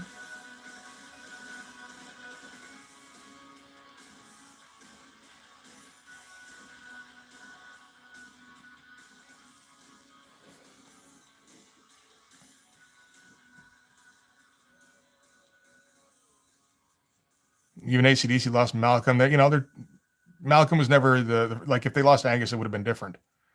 They tried to keep going without Malcolm. The only problem is that Malcolm wrote the fucking songs.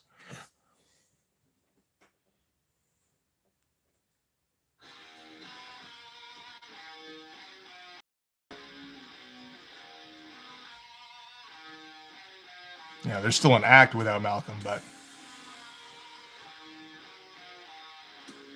you don't have a hit machine anymore. If you had, assuming that you ever did, right? Assuming that's your thing.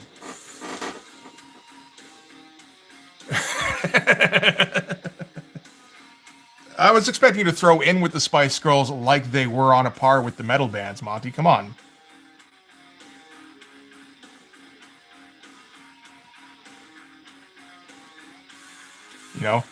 It's like if the Spice Girls lost Scary.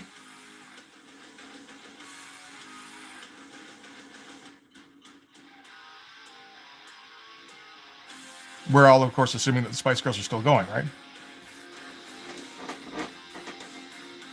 Have I seen Spice World? I have not. I also didn't see the S Club 7 movie.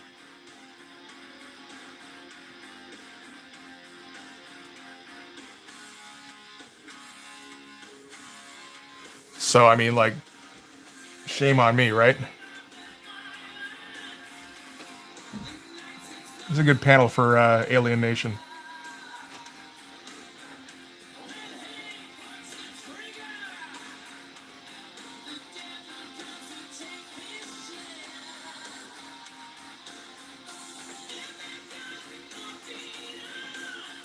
Was there a Josie and the Pussycats movie? Okay.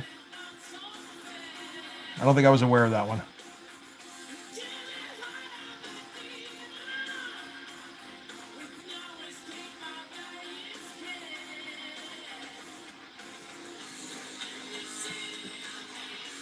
A lot of black, but yes. Well, for 2 panels at least, we're going back to the high contrast.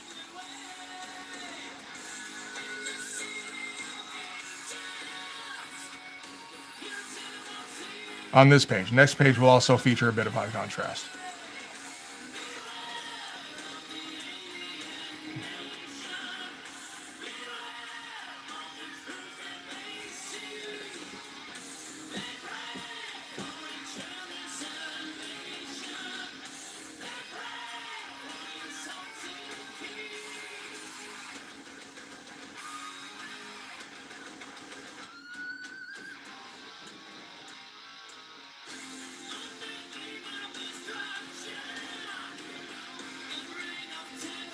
Scorpions are a tough one for me.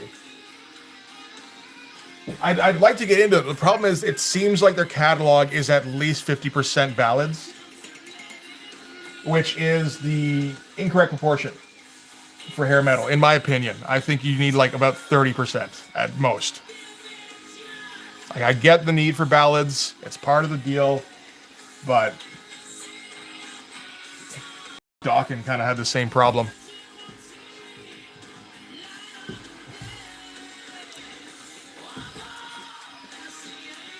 %. I don't know. It's part of the cheese factor.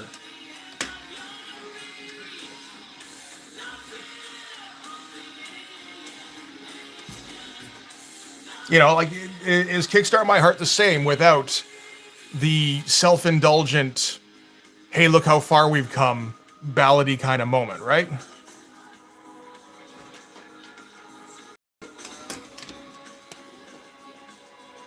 At the same time, it provides you that, like, take a breath. There's good elements. Hey, Genuine, how's it going, bud?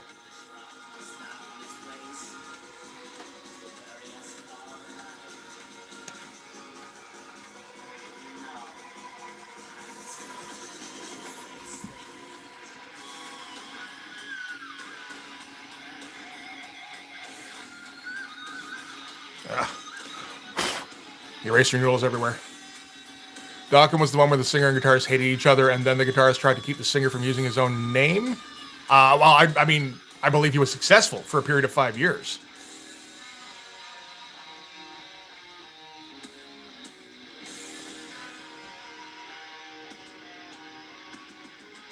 It was more like Dokken wanted, from what I understand, I watched like one video on this recently where Dawkins figured the whole deal with the band was the name, yeah, and the guitarist was like, no, I don't know, he's trying to freeze him out of something, and the guitarist was able to successfully keep Don Dawkins from using the name for the band for 5 years, and so completely neutering him for the end of the hair metal era.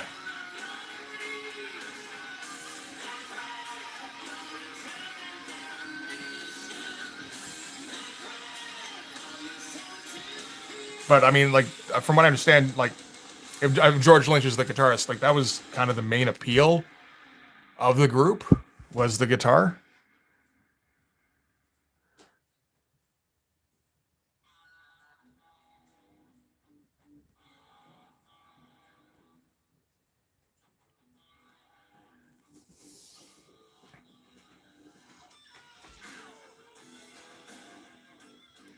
Probably the case with a lot of metal bands in particular. Although I feel like hair metal more than most, because like, the personalities tend to be kind of replaceable on the characters, on the bandmates.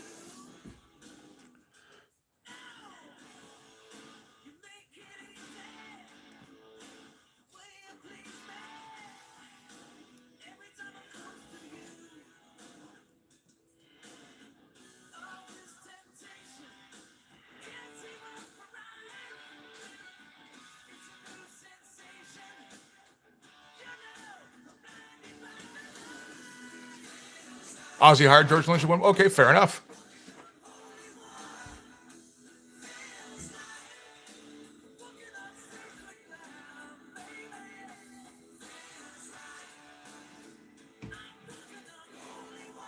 And yeah, hey Michaela, how's it going?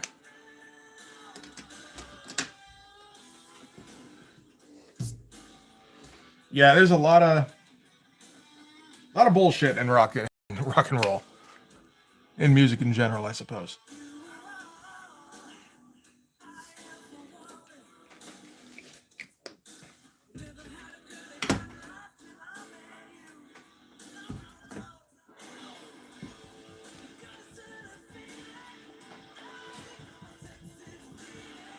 I think it's one of the reasons I actually liked AC/DC was just because they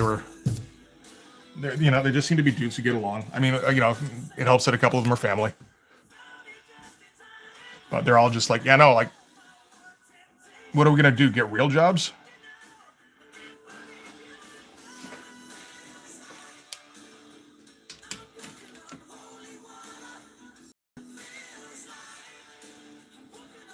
Like, let's actually just kind of put shit behind us and write another song about getting drunk and drooling over girls.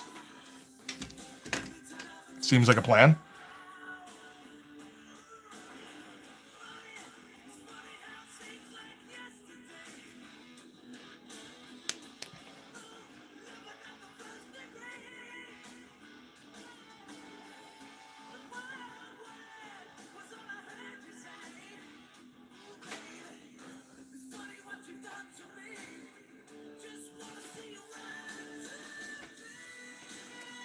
I'm not familiar with Queensryche.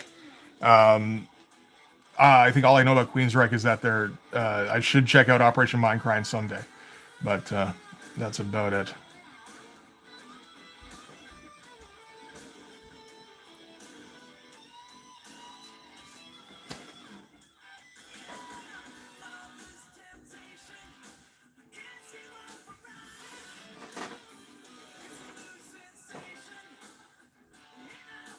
I think I was able to find one Queensryche album song to throw on this list that felt appropriate. Said Def Leppard tighten it, especially since they kept Rick Allen as their drummer even after. Yeah, I believe it. I imagine Rick Allen is like, I'm not going fucking anywhere. you know, these dudes fucking stood by me. Like, this is kind of where I'm stuck. Good luck prying me out of here. And Neil's talking about Jack Kirby, and I imagine considering our usual topics of discussion. I like to think that's a bit of an attempt to kind of get the conversation on track. I don't know if it's happening today, man. We might just be talking about 80s metal bands.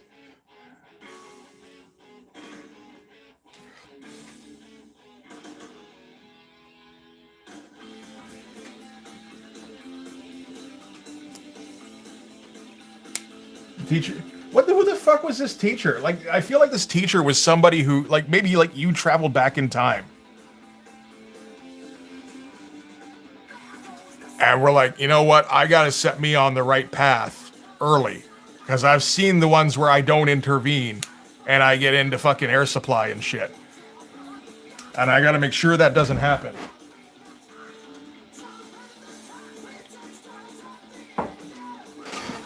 Oop. Like, it's just like, I'm going to set you up for life. Here you go. Here's all the building blocks you need.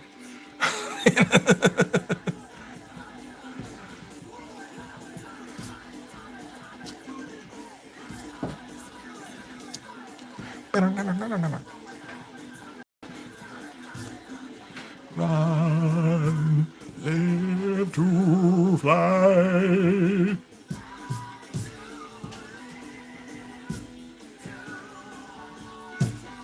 Let's see here. Need a bit more, but it's looking good. I like how it's looking so far. This is ninth grade. I mean, ninth grade is the formative year, too. 9th, 10th, around there. You remember the shit that happened in grade 9 and 10 for, like, the rest of your life, or at least what you were into.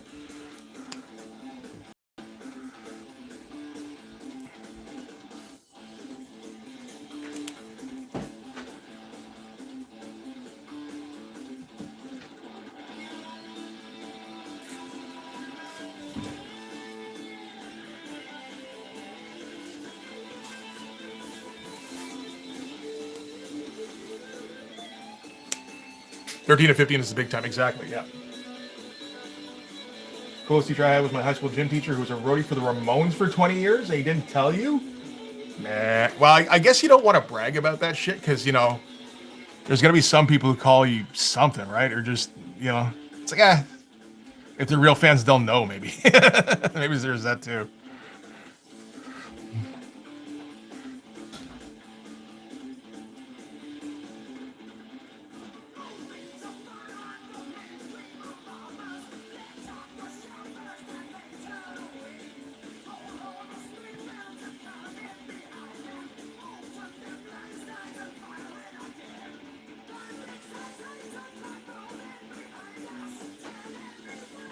I feel like that's actually confusing the issue. Maybe we'll leave that out.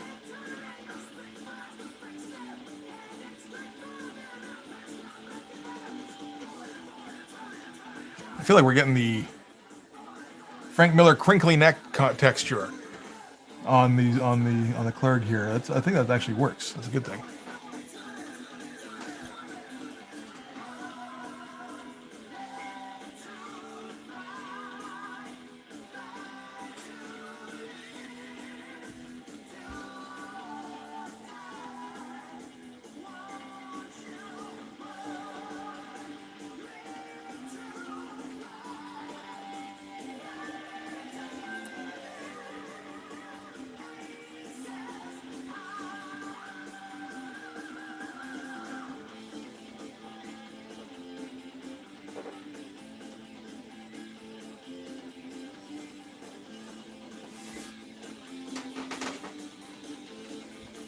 He's the one who introduced Hollow and Ellison. Yeah, I knew there was more to. You know, I remember the Watchmen thing, and I think like a couple of bands, right?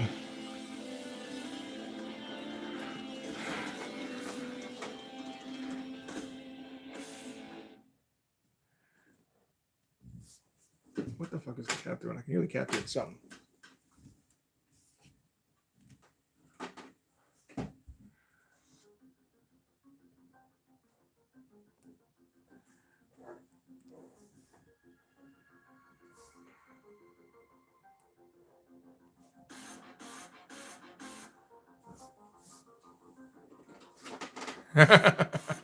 Hey, John, how you doing? For the moment, I can draw. Yes. This is kind of my designated drawing time now. It's Sundays.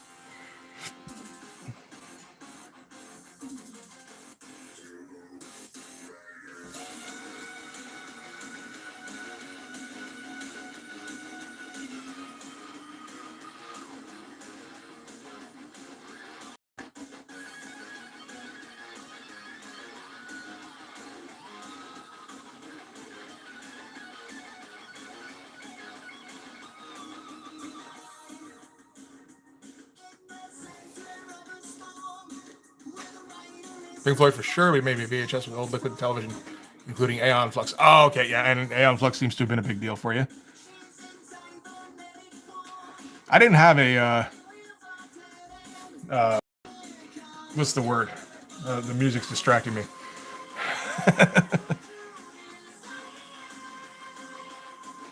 Not protege. I would be the protege. The other one. That's okay. I'll figure it out, or somebody will say it before I do. Mentor. Mentor teacher. I feel like people around me have gotten them, and I'm just like I never really caught on to one of those.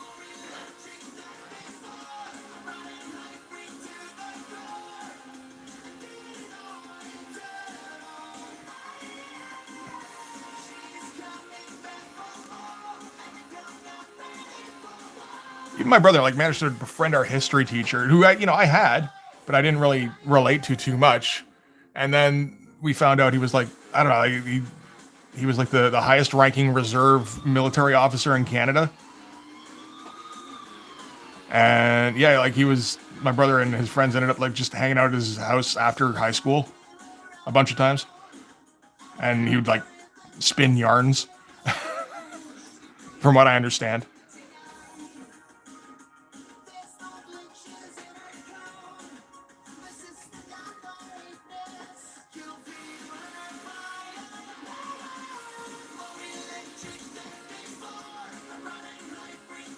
Okay, I don't think we don't want to throw in too much because I feel like that's going to start to undermine the high contrast.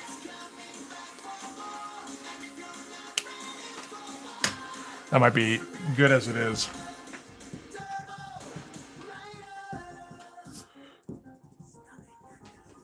Get rid of the pencil and figure out for sure.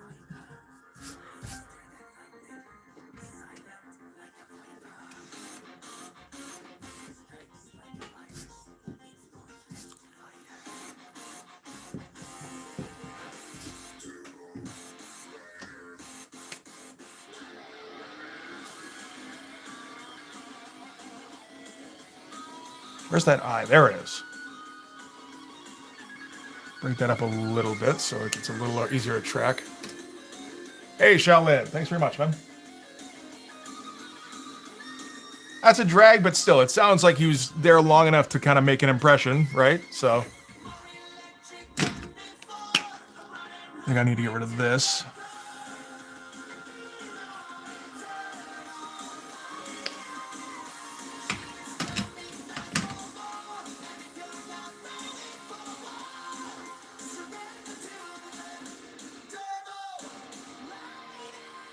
All right, I've been going for 2 fucking hours. Holy shit. Okay, I'm gonna grab a smoke. At least we got the one panel done. I'll also plug in the cord because I forgot last time because it's been so fucking long. When I finish up, the thing was at 17%. What are we at today? Will it show me? I have to check it out. 55. Oh, we're fine. We're fine.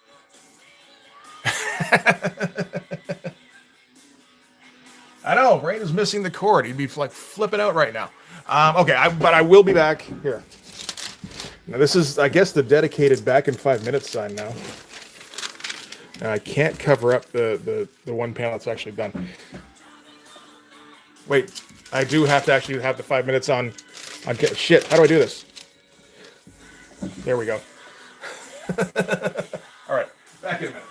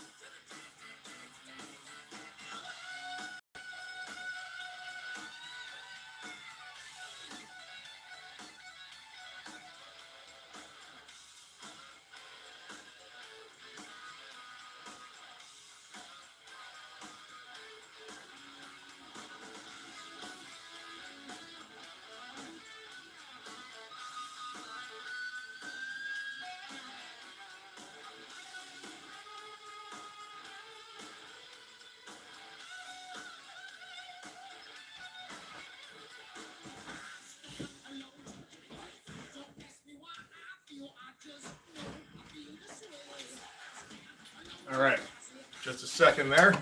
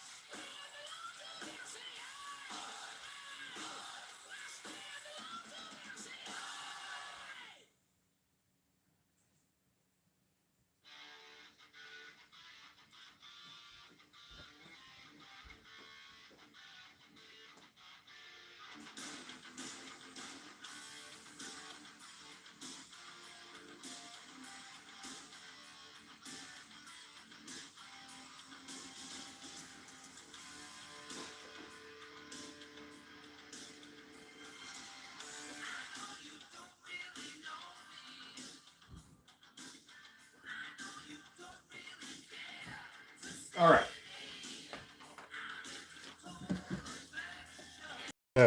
Now to get back into the chat. Hang on.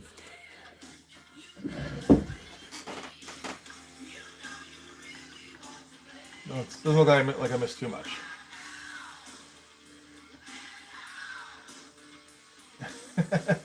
Okay, I don't smoke cigars like Kirby.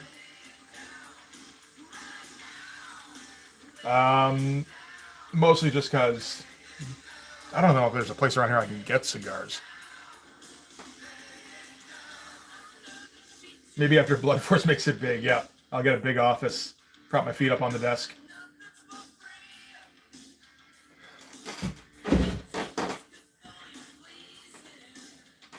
What was the question before that? I think about teachers. Like, you ever had any teacher who's notable? I did not. I feel like that's part of the reason for aimlessness after high school. It feels like most people had something.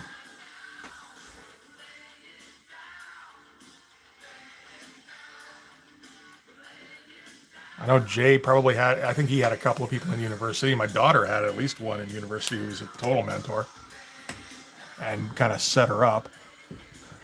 Not the one who's staying with me, the older one.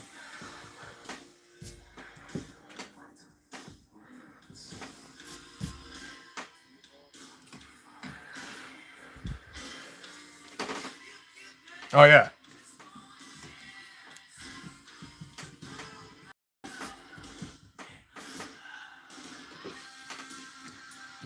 I watched Jesse Cox back in the day. Being the big JC. That'd be me.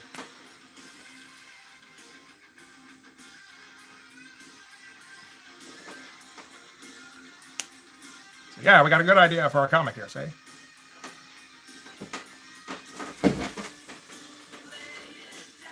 It's got to make us all sorts of green.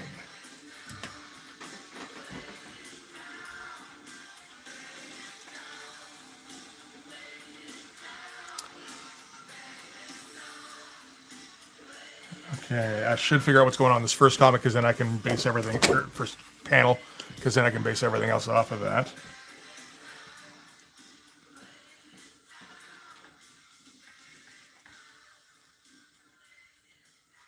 He toyed with smoking a pipe. Yeah, I mean, you know, I toyed with smoking weed for a little. Well, no, not a little, but like, you know, like a couple of times.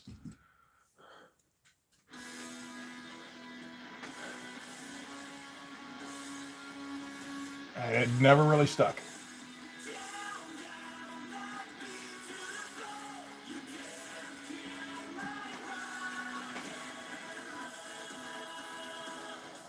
Okay, we want a bit of an establishing shot here, I think.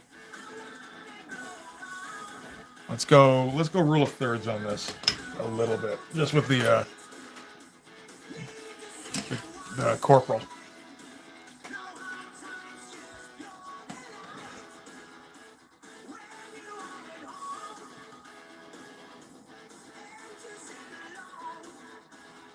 Oh.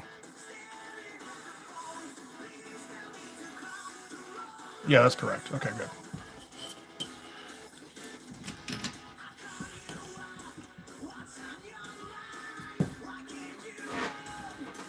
Yeah, I didn't in high school. I also didn't smoke cigarettes in high school. I waited until I was 19, and not so I could do that shit legally, but that was when I started anyway.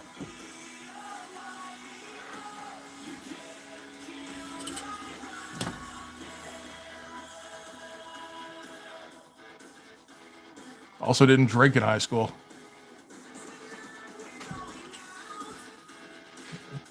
The first time I actually like seriously got drunk was like during my freshman the Frosh Week orientation thing, which was when everybody was getting drunk.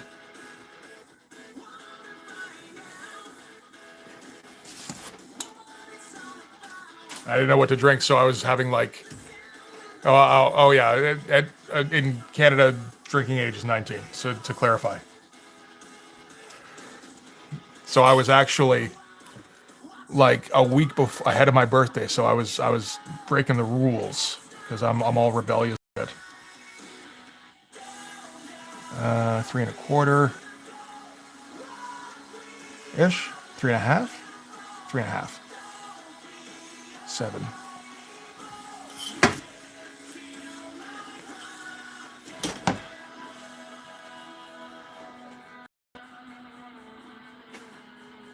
But yeah, had no idea what to drink to get drunk. So drank what my mom drank, which was Ryan Sprite or Ryan Coke, one of the two.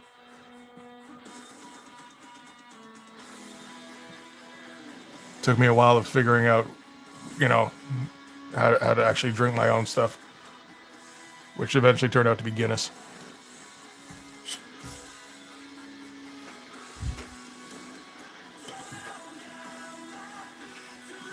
Nine and three quarters. So again, three and a quarter. So 6.5.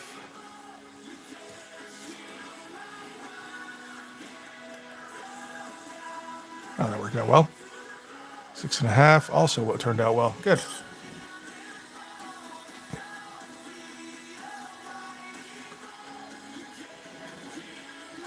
So that means we need to have the corporal head there. Okay, interesting.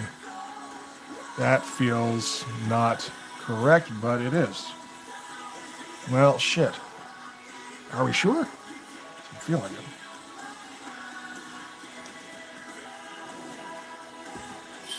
All right, I guess that's thirds there.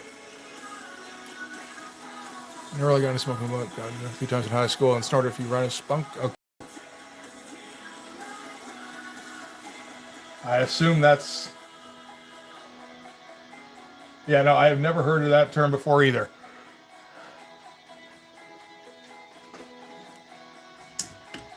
I assume that's Coke. Never tried it myself. Don't intend to.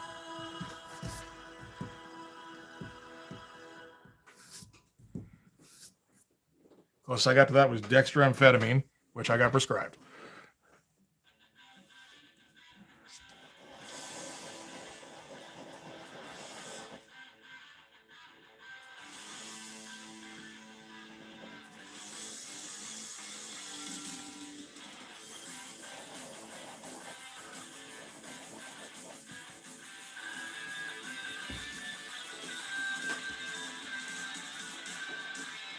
You have been known to enjoy a lager. Really, John? Shock us, please.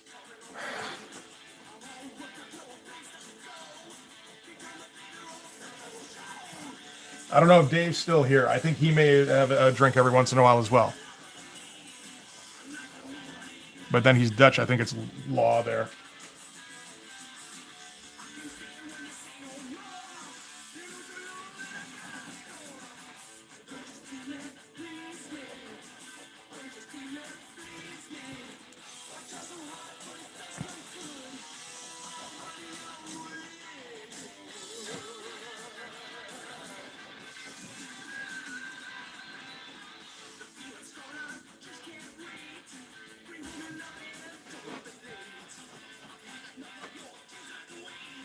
Yeah, I mean, I never knew anybody who did anything harder than, cigarettes and alcohol, essentially. Thankfully. and I never had the money to get it when I was, when I was experimenting at all anyway. So that all, I feel like fate kind of intervened a little bit to make it just a little bit difficult to fuck up my life with drugs, so it didn't happen. Because, if it was going to be a little bit difficult, I wasn't going to bother.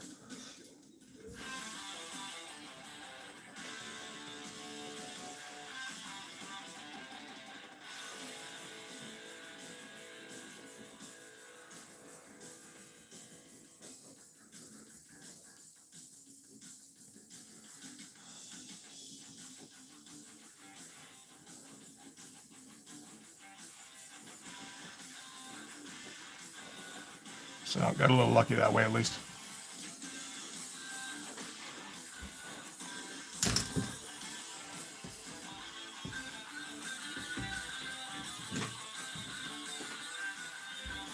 I don't even think I've actually had codeine. Other than if it's an ingredient for some kind of medicine that I've taken. Probably.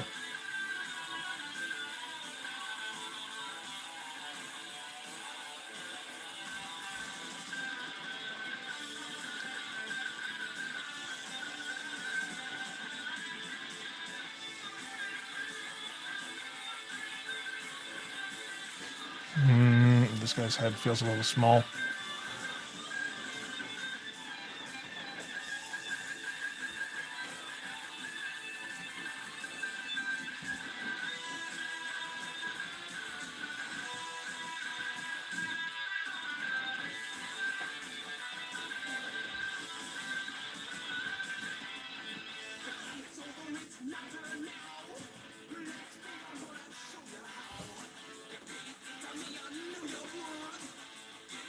You usually only drink when you're watching streams? Yeah. Oh, I feel like I did Tylenol 3 after an extraction once, and I was pretty loopy. That's that's maybe the hardest I've ever gone on anything.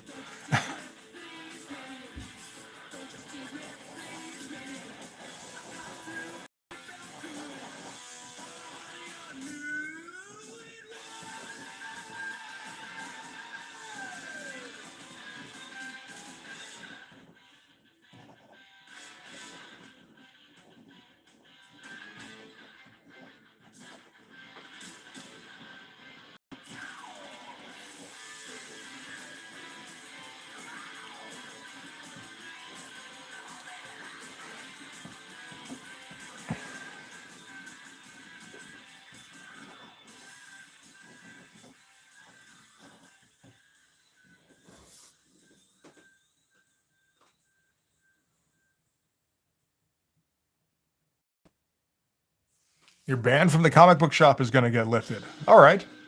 Congratulations.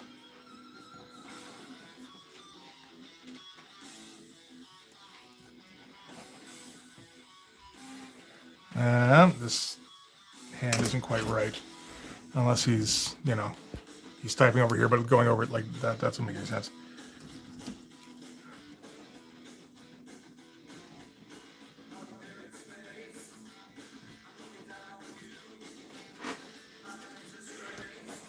Oh, what do their seats look like? They've got really dumbly designed seats. Yeah, by all means, Monty. Talk about Spice Girls. We could use a switch up.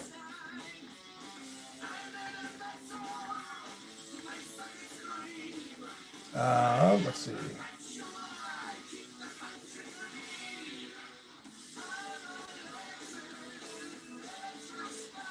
There we go.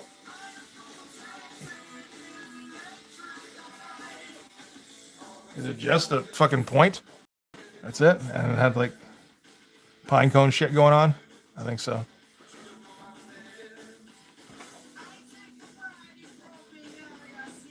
Maybe this is the luxury model, so it's a little bit wider.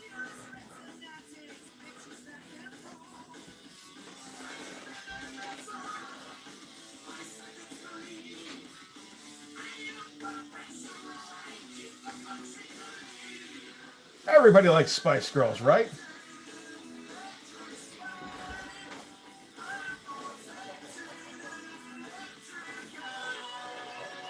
Stop was a quality song.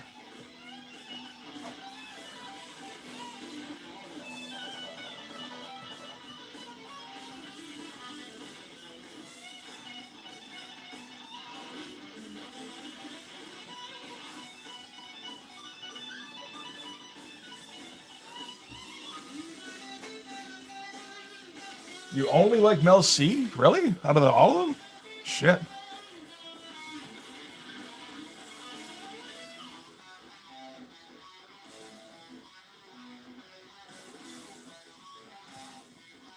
I think it's funny that Monty's actually going to be successful in his attempt to turn this into a Spice Girls discussion, in his trolling attempt to turn this into a Spice Girls discussion. So applause there, Monty. Yeah, good call, Lee. I was okay with.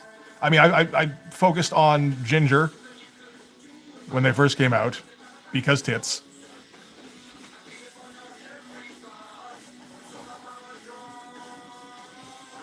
But learn to appreciate Baby, yes. And Mel C. I like Mel C eventually.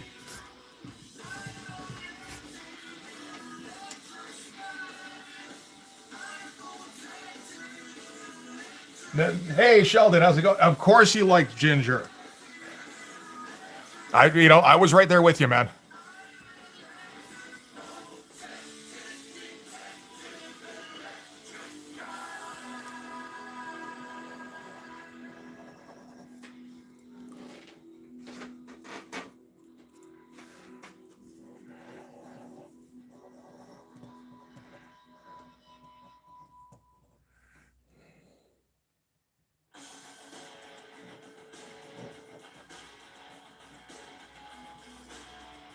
No, it should be up here then.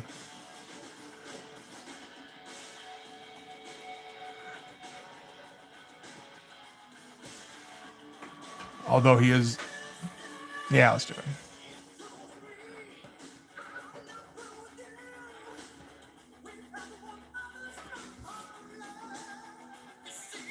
Sporty married the soccer player and shriveled up? No. That was Posh.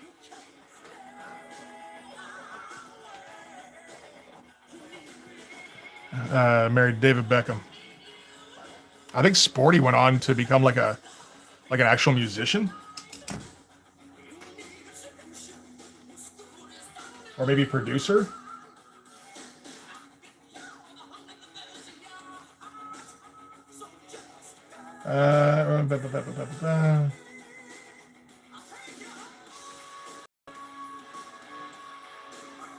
What has she been doing these days?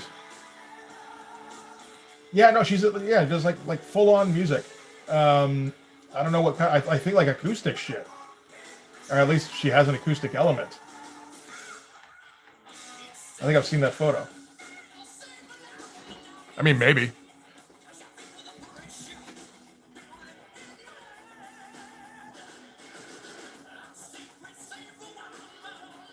I would think they would have played that up though at some point. I mean, in the '90s when that shit was starting to get fashionable. Super gays. Okay, maybe that's more Bryan Adams than Sheldon though. Or that's Sheldon. That's I'm looking at the whole the totality of your message there. Than Mel.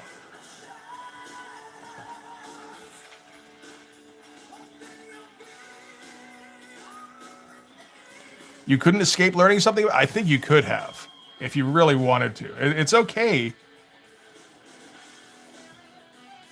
to have to learn a bit more about the Spice Girls.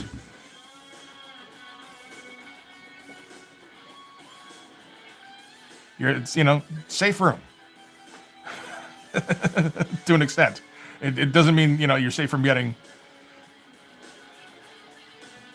the piss taken out of you or anything, but like,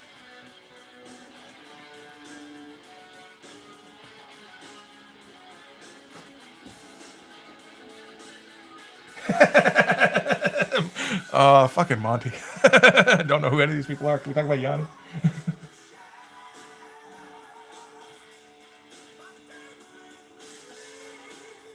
They were the female Beatles for the '90s. I mean, they were the female New Kids on the Block / NSYNC / whatever you want. which yeah, were kind of the Beatles of the 90s.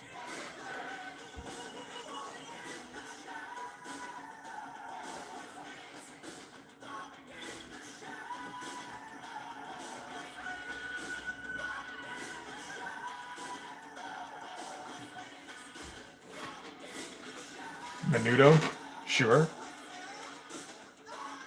If I had totally avoided television, like I don't know, man. Well, you know what? I did actually kind of totally avoid television in the 2000s, so because I didn't have it, so and didn't have wasn't on the internet much. So maybe that is more of a me thing.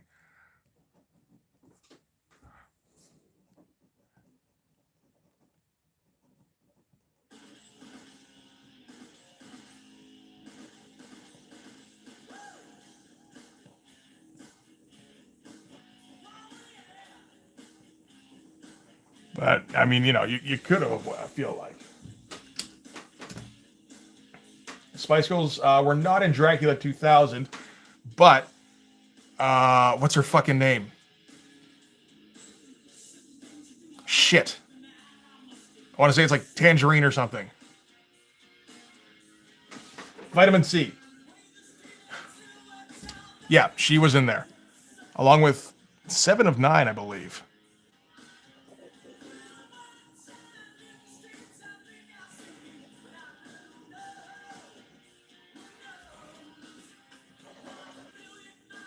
Oh, what was I setting up for the? It was Vitamin C. Yes. It's funny. I remember looking her up. So black like that, and then white. No, white here, and more black. Okay. Doesn't really matter because we're going with.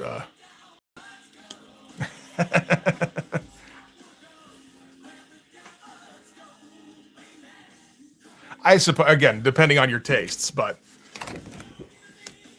I much prefer the Vulcan in Enterprise.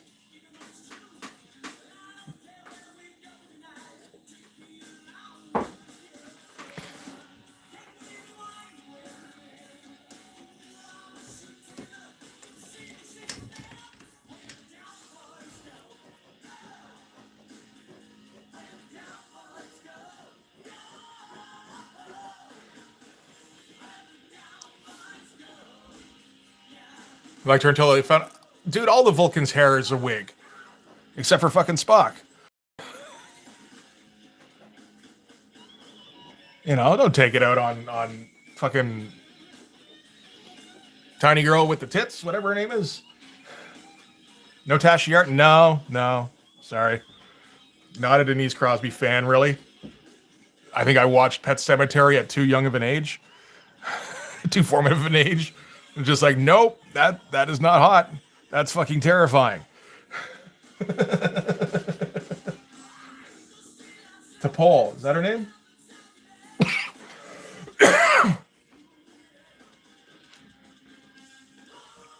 T'Pol.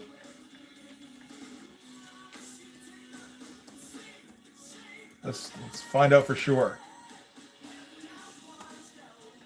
T'Pol, okay, but with an apostrophe.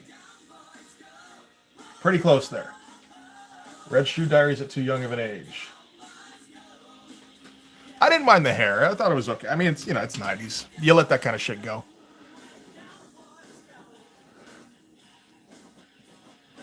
Just yeah, no.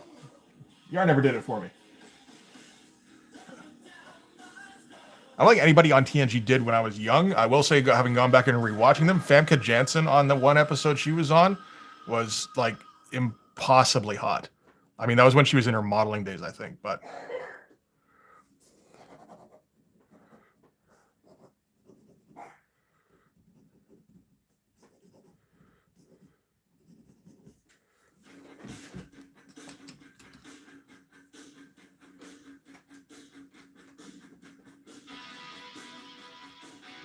oh, that's cool. I mean, they're usually nice on Twitter, thankfully. Or like the people who didn't get huge, like absolutely massive, are usually nice on Twitter. I had a nice little exchange with the dude who played the neighbor in Office Space. The German name, Diedrich Bader. I don't remember his name now. Is that his name?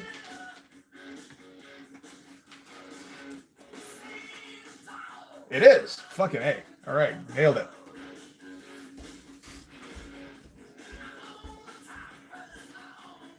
Because yeah, we were just discussing Office Space and talking about how killer that performance was in that movie, and I think I was like, that guy's always good, you know, but just like, you know. And he popped in and he was like, thanks guys, and it's like, fuck, thank you for responding, Diedrich Bader. You are dope.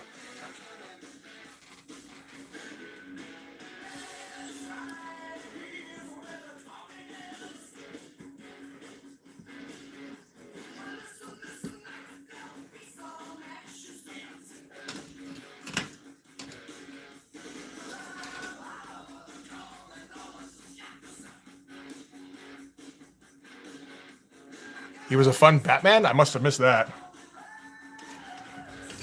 No, he's one of those guys though, where you know you put him in anything, and you just like, okay, we don't have to worry about that part of the movie. He's gonna fucking nail it. He's like comedy Sam Neill, or something like that. Some kind of metaphor.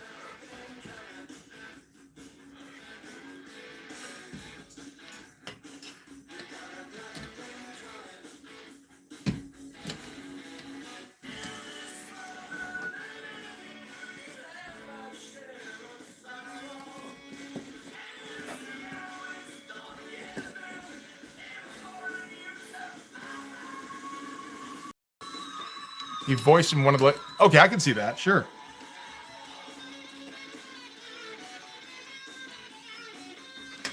Lori Petty jumped in, was like, yeah, that's awesome. Like I said, I feel like you get that with the people who have been successful, maybe, but like weren't necessarily didn't blow up to superstar level. You know, they generally don't bother, or they do it for if they can get good press out of it. The smaller guys on like the Bruce Campbell level, or maybe just a little bit below that, I feel like they you know they kind of go out of their way to be a little extra appreciative, which is very cool.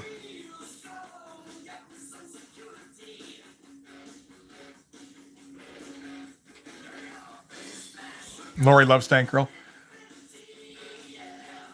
Was she in anything else of note, like that I would have heard of? Because I mean that could have been her big thing, right? I don't know.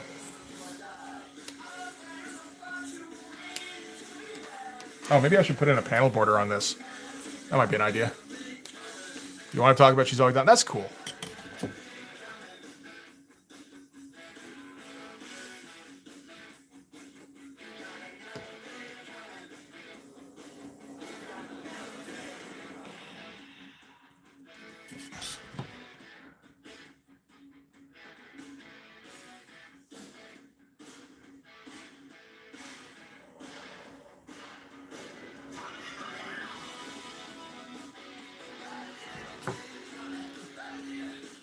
I wonder if anyone asked Ice-T about being in Tank Girl. Seems less likely, right? It wasn't Ice-T, it was Ice Cube. No, wait, no, shit, I got it wrong. It was Ice-T. Fuck. Oh, I'm gonna get it for that. My bad.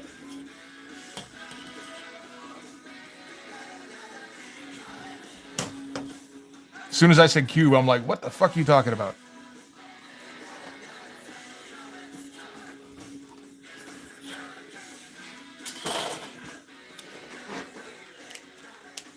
She was good in Point Break, maybe a few other small roles, but I think Tijuana was her first starring role.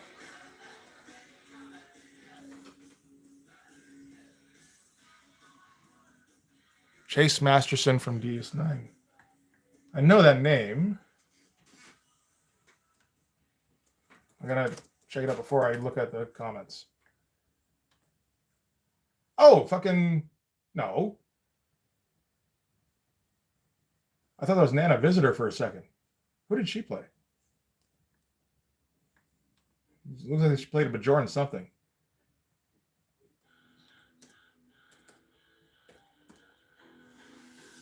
Oh, wasn't she? Yeah, Nog's girl. That's right. Right.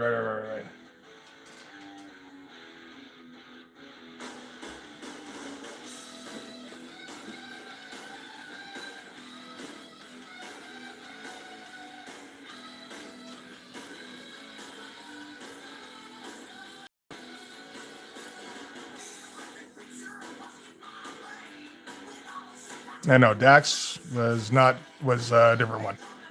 I don't remember her name now either. Started with an L, I think.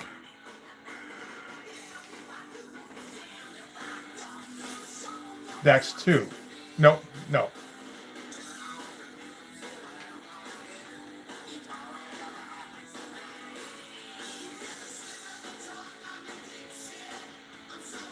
Terry Farrell. Okay, play the original. Dax 2 had no charisma. I remember that. I can't tell. Dax 2 Electric Boogaloo, exactly.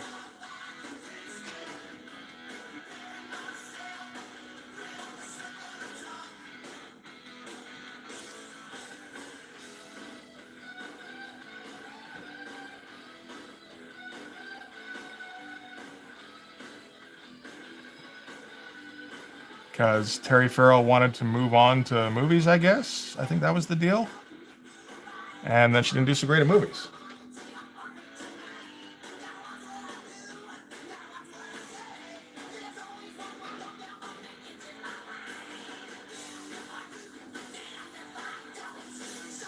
Yeah, doesn't she end up being Nog's girlfriend or wife or something like that? I think so.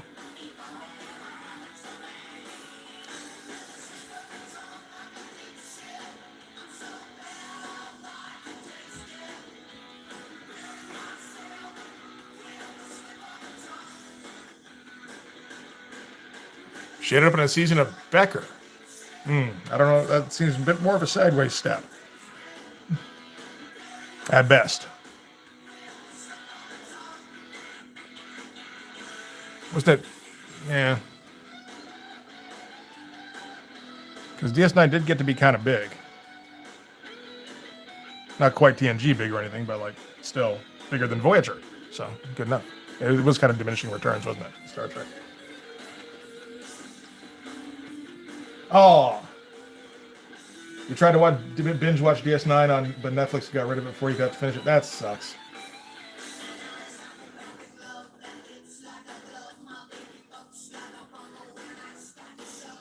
I did do that where I binge watched DS9 on Netflix. So I guess it's just bad timing. I'm glad I did it when I did, I guess. They had to put Shawnee in platform shoes so she'd be in frame with Ted Danson. Okay. DS9 is better than Voyager, is better than Enterprise. I agree. The question is DS9 better than TNG, I suppose? And I think that just comes down to a matter of taste. I feel like I've got a bit more I've got more nostalgia for DS9 or for TNG because I didn't watch DS9 when I was a kid. But I feel like DS9 might have been a better show, or at least had a longer peak. Like there wasn't really a bad season of DS9 as I recall, and there are some bad seasons of TNG.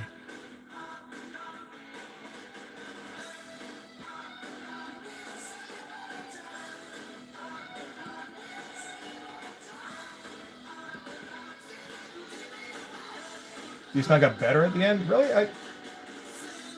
the one thing I didn't like about DS9 was the ending, where shit, I can't remember his name now. I'll get it. The main antagonist goes full supervillain. But he was so good up until then when he was just kind of riding the line. You know, like obviously leaning more into villain territory, but still making him more of a character, and then he just kind of completely loses the plot.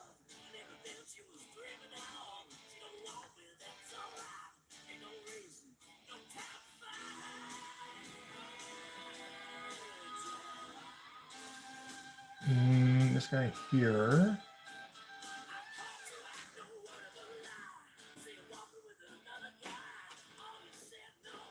He's got a couple spikes, but not a whole lot. Nothing differentiating his costume whatsoever, as opposed to the captain here.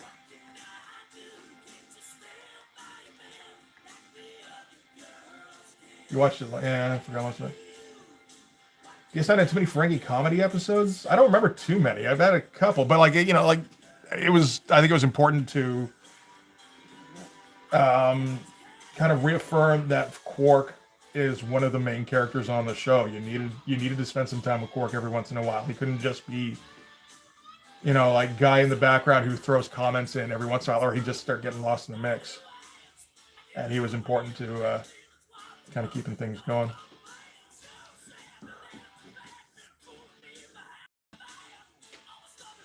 The actor who got killed by Arnold in Total Recall. There were a couple of those. You talking about Armin Shimmerman?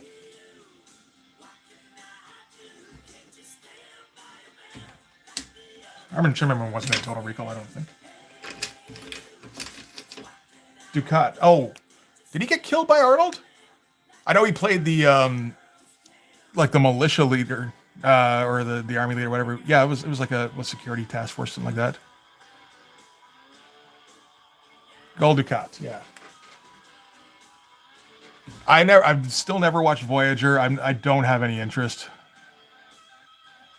Even with 7 of 9, not huge on blondes. They're okay. They're okay, but yeah.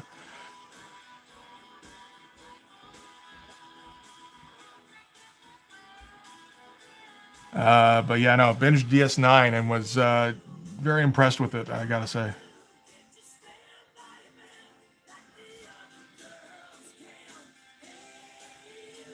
Which series had The Rock as an alien? I believe that was Voyager.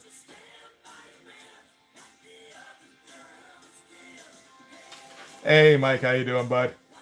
Who don't like 7 of 9? I don't know if anybody doesn't like her, but like dislikes her. I don't rank her though.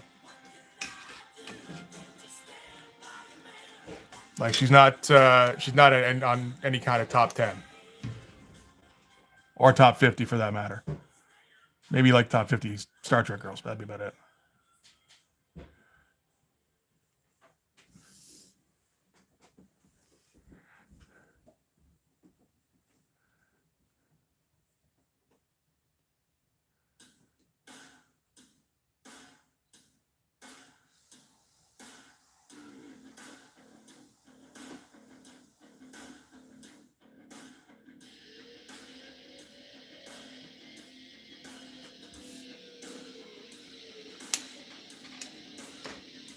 You like Star Trek Pizza DS9? I think, yeah, I would agree.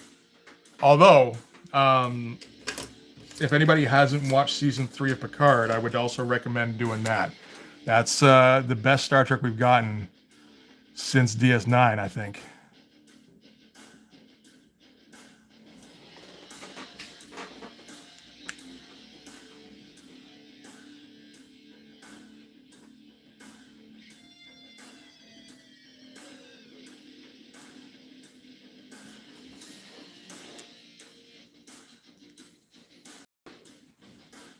Yeah, they don't know what to do with Star Trek anymore. Like they want to capitalize on the brand, but they don't get what makes Star Trek popular. So it's like, okay, we're just going to try and get people to watch it based off of the name brand and then shove it full of whatever we can think of anyway.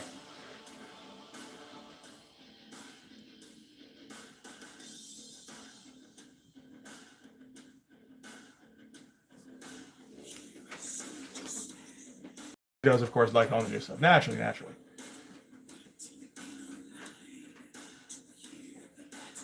J.J. Abrams' Star Trek movies were okay. I mean, the first one was okay. I feel like the second one was completely forgettable.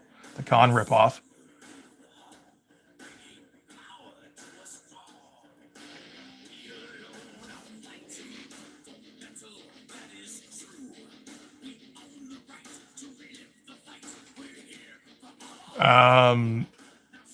First one was okay. Third one was good, but then I don't think that was Abrams anymore. That was Simon Pegg.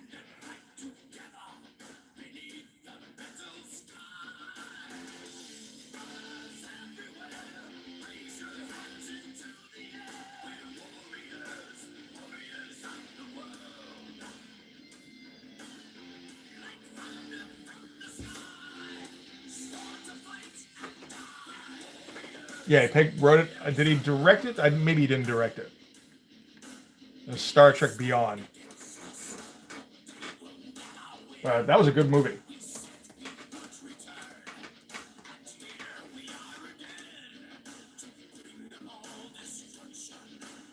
Directed by Justin Lin, written by Simon Pegg and Doug Jones. Yeah, I mean, like, Simon Pegg for a brief while was like franchise revivifier between that and Mission Impossible.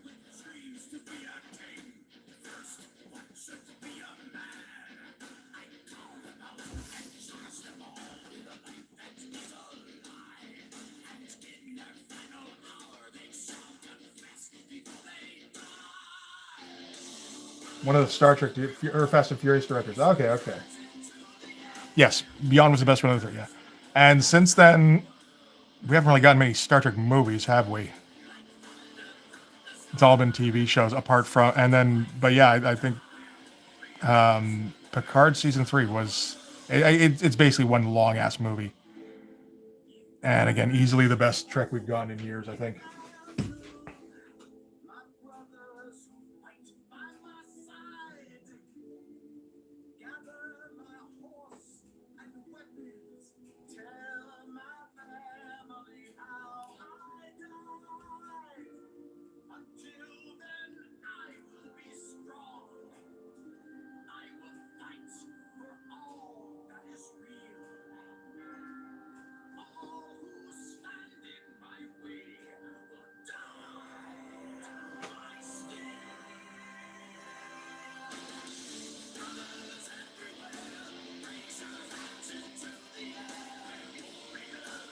Orville is better than the recent Star Trek shows, and it's apparent. I did actually kind of hear that. I'm not going to watch it because I can't fucking stand Seth MacFarlane. But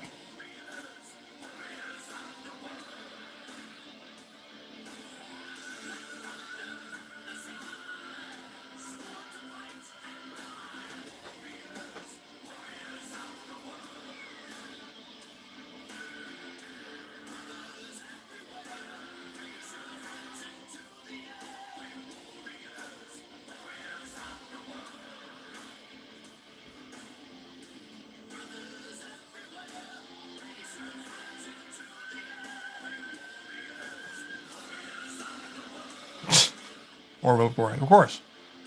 Expanse seemed pretty good from what I remember, although I watched like 2 seasons of that and then had to stop and never really got back into it. And it's like to the point now where I don't remember any of it, or not enough of it anyway. So I'd have to rewatch. It's like, okay, well, that's not happening, I guess.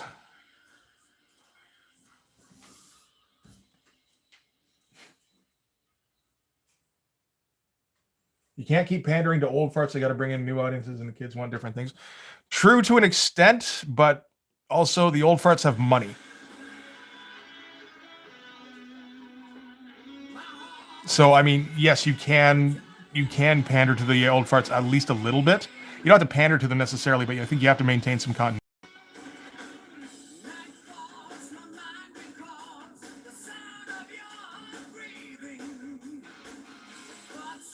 Like introduce some new elements, but I would say don't refute the old farts, which seems to be the difficulty a lot of things have had. Is trying to ride the line on that. No one has money. That's a good call too, actually. But old farts definitely have more money than the young kids anyway these days, I would say.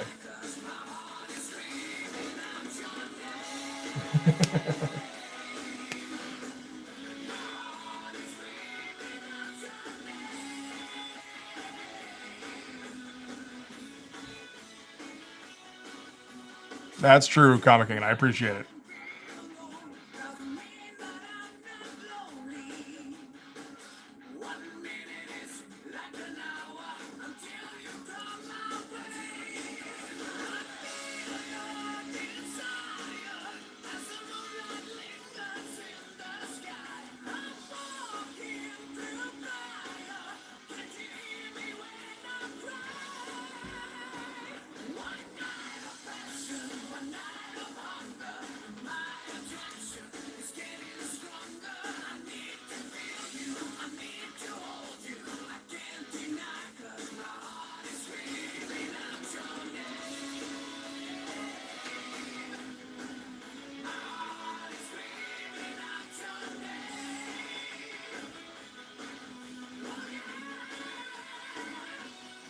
Well, like in comics, I heard the thing. Oh shit! I keep kicking the fucking stand.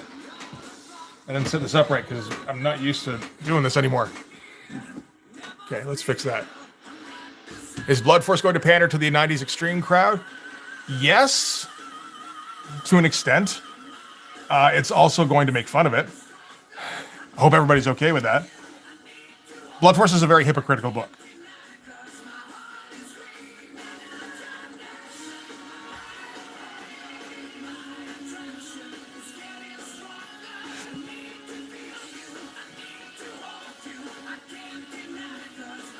I feel like that should be part of the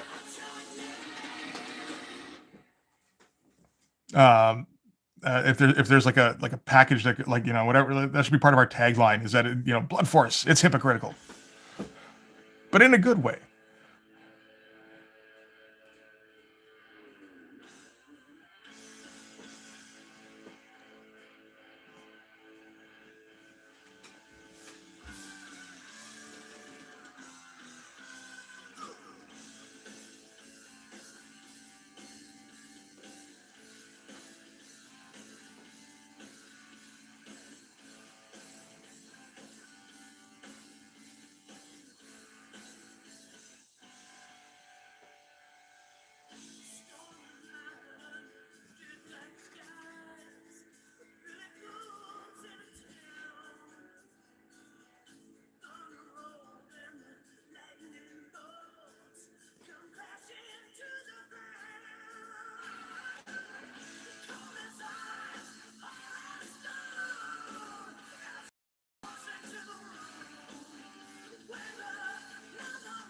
But yeah, maybe a disclaimer would be more appropriate. Like,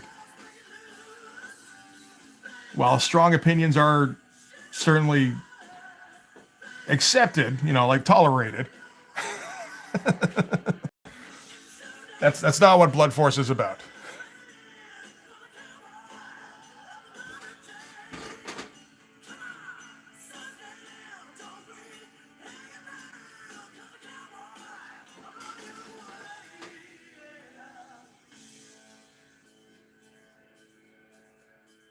So,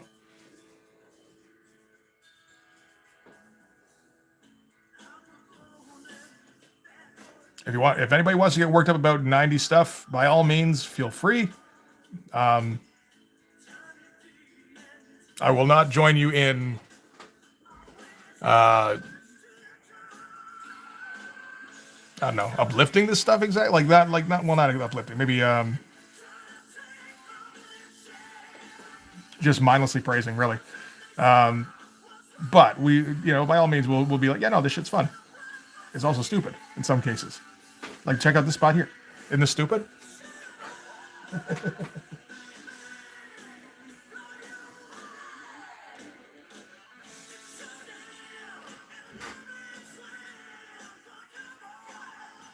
Yeah, using 90s style to make fun of extreme 90s style. Yeah, exactly.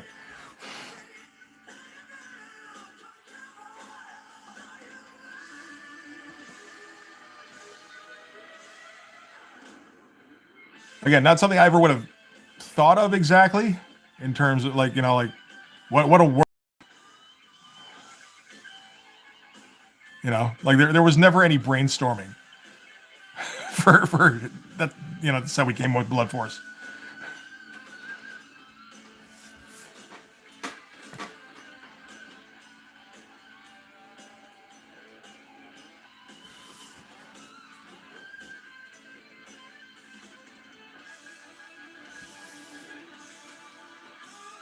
Hey, Frostwood, how's it going?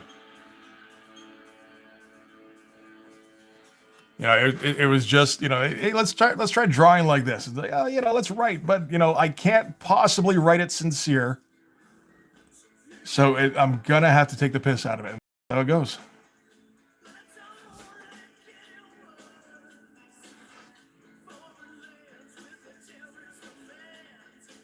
I feel like the review videos are a good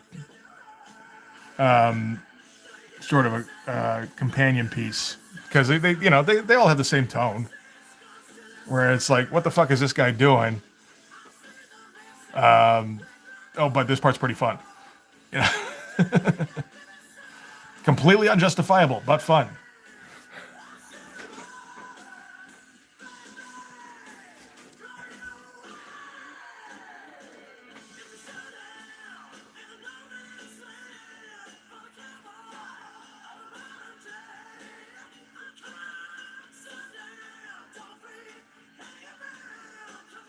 I feel like there's more than a few people who have tuned in on the videos and have been a little confused by the tone.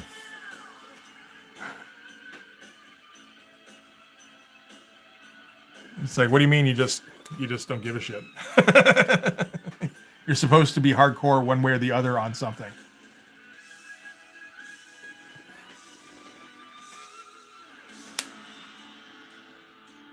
Nunchakus? Accent on the nun?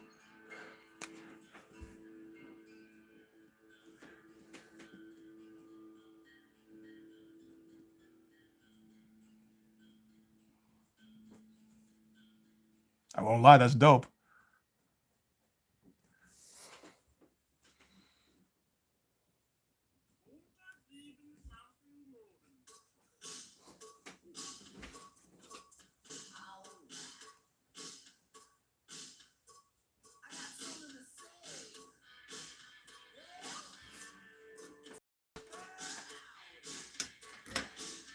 Sisters of Sin. All right. I mean, I don't know if Captain America ever had a good villain back in the day.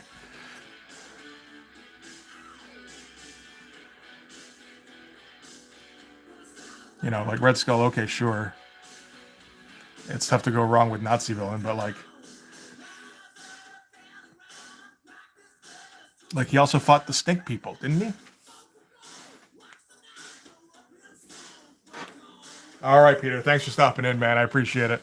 I don't know how much longer I'm going to go. Maybe another like half hour or so. We'll see.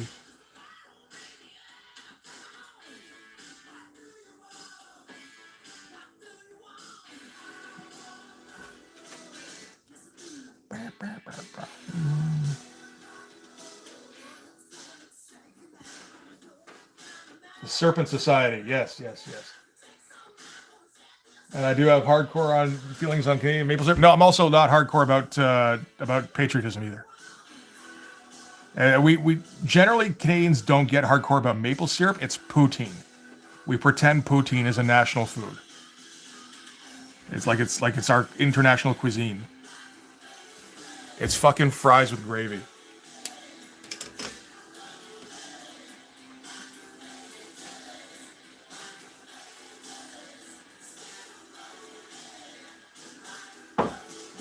And that's the closest thing we have to identifiable culture that isn't like American.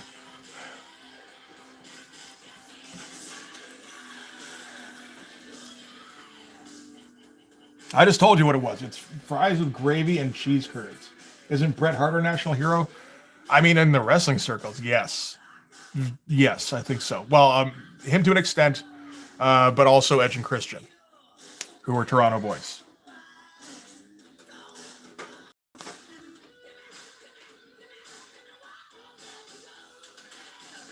That's the thing. Bret's from Calgary, which makes him a little dodgy in my mind, but you know, that's okay. The Mountie? Isn't he one of the Rougeaus?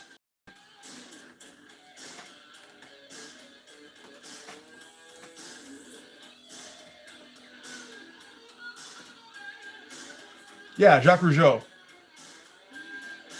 There's definitely some fondness for Jacques Rougeau. Screaming, "I am the Mountie" during his matches.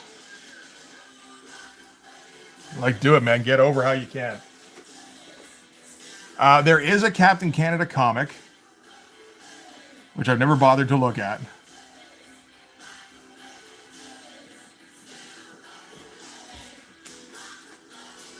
Or maybe the Fighting Canadian.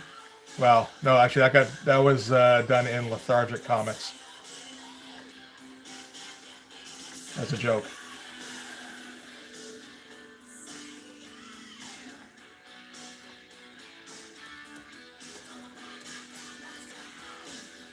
Captain Canada, from what I recall, didn't look great. Oh, Captain Canuck, is that it?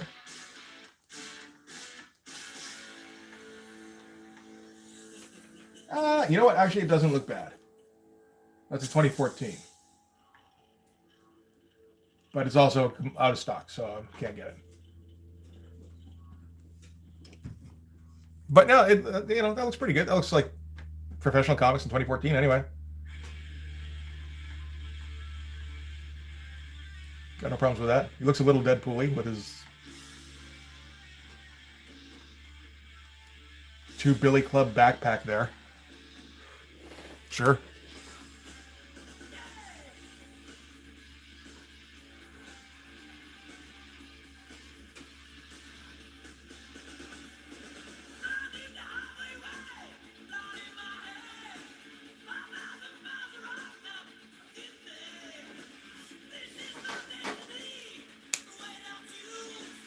You got an in with McFarlane. He used to live on Vancouver Island. Tell him that, and he'll make you. There you go.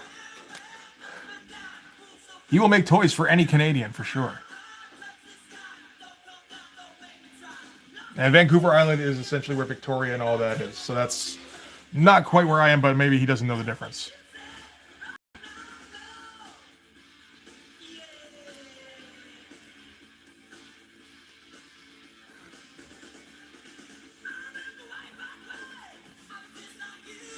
And it wasn't Marvel Stingray. I've never heard of Marvel Stingray. All these streams just eventually degenerate into looking shit up. He's got Canadian colors anyway. Why do we care about Stingray when Wolverine's Canadian?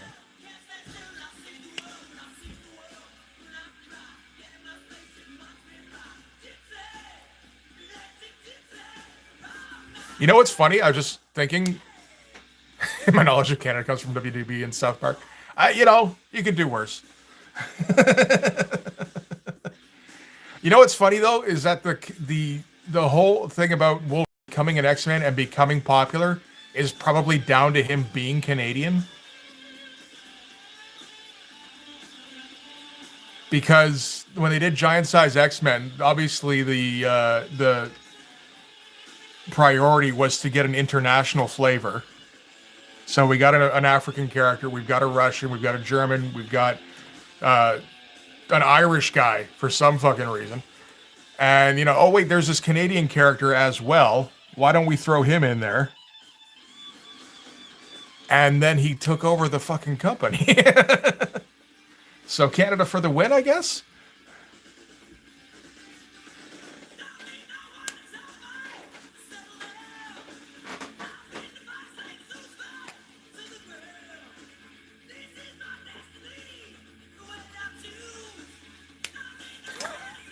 Don't start, Lee. Come on. You don't want it coming back at you, don't throw it out there.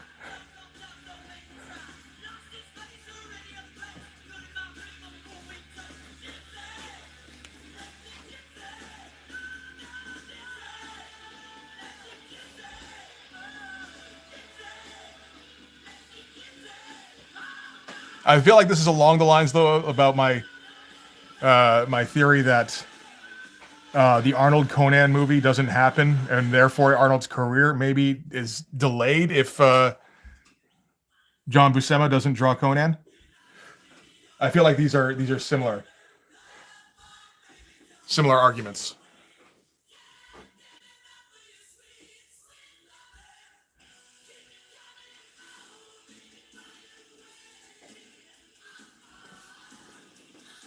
These are some interesting shadows we're doing here.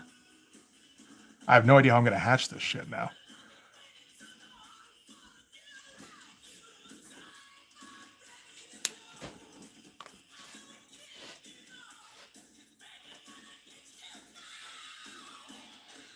How far out does the windscreen go?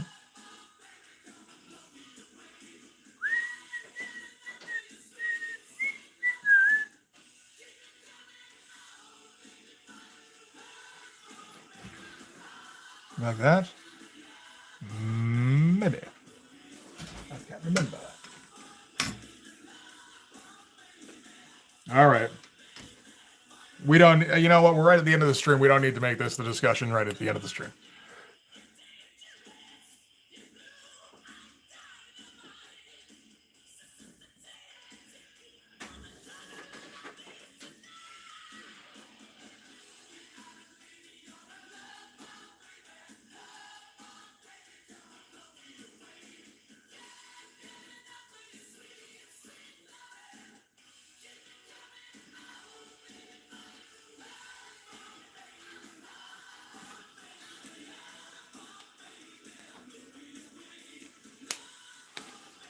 That is, yeah. I mean, no. The international thing was subtextual, I would say, and that it obviously wasn't the focus exactly, but you didn't have to look too far to go, okay, this is the editorial focus.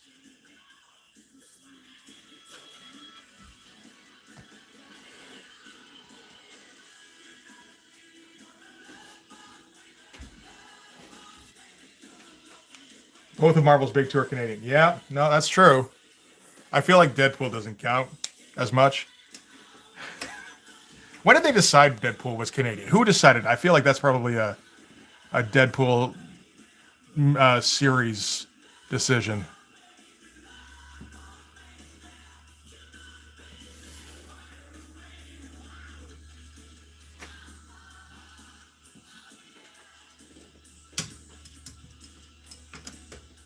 So yeah, I mean that's obviously the magic formula is if you want to make a character succeed at Marvel, you got to make him say A every once in a while. Not too often.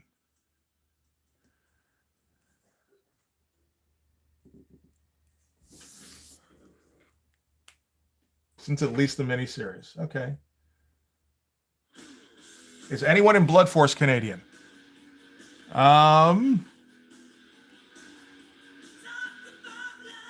I don't know. Doesn't come up. Maybe they're all Canadian. Who knows?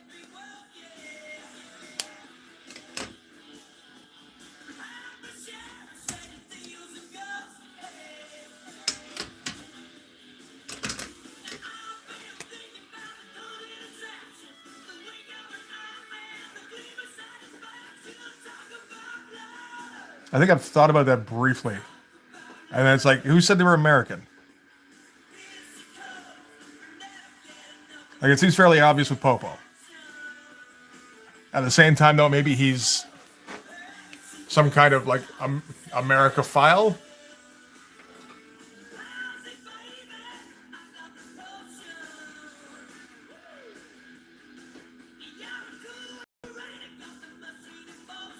They are definitely based in the States, though.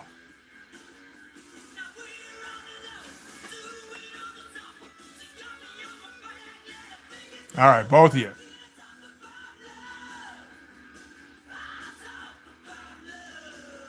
Give it a rest or I'm turning around.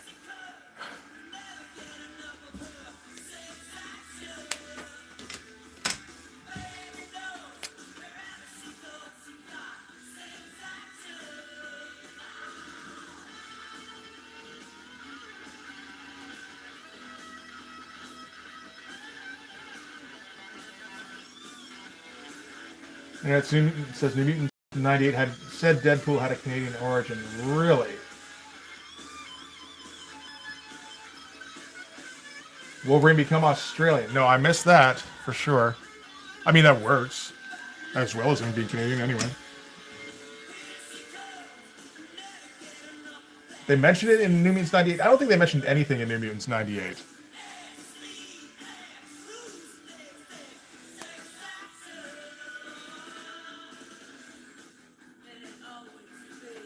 Was this before Hugh Jackman was Wolverine?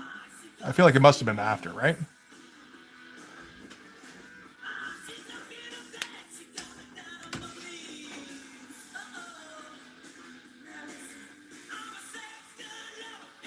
That sounds like it was before the movies. That would be weird.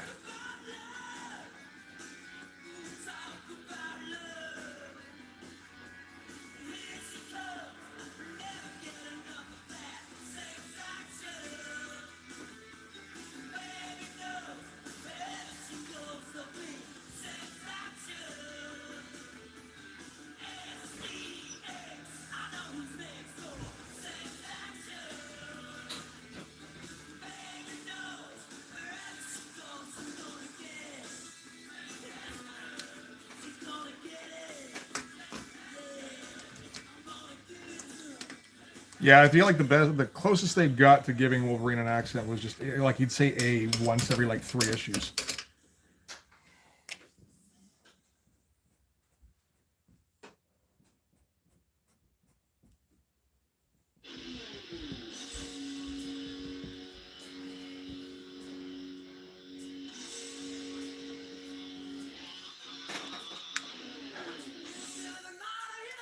Wolverine should have been played by Bret Hart because he's the best there is, the best there was, the best there ever will be. Not at giving promos, he's not. And you kind of need that in order to sell the character, I feel like.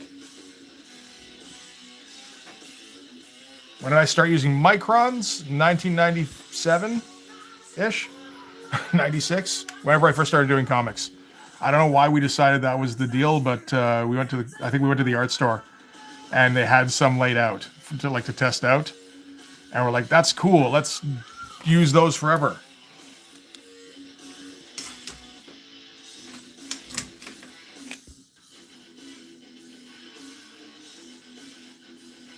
If they'd have pen nibs set up, maybe I'd be able to do this shit properly. No, it was upstate New York. You only fled to Canada? Ah, okay.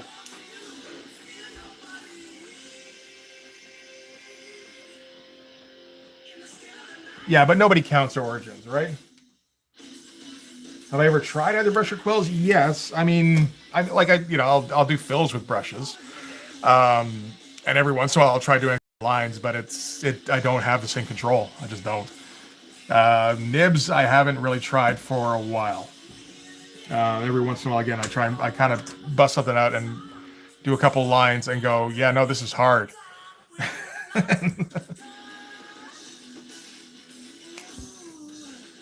I know how to make it look like pretty good with the microns. Maybe I'm just going to stick with the microns for now. One day, though, nibs will happen. I don't know when that day's supposed to be, but yeah, I mean, like, all we really got from Origin was the name, and then everyone is just like, okay, but we can just pretend the rest of it doesn't exist.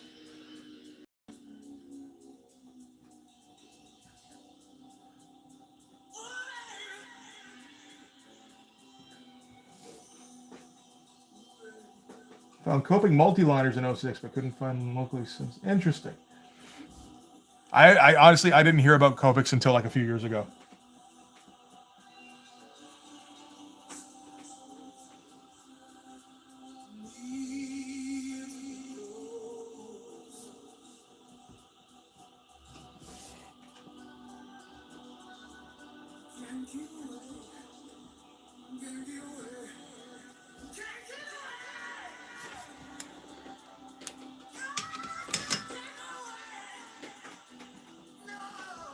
Okay, yeah, it doesn't sound particularly fun. Marville, whatever that is.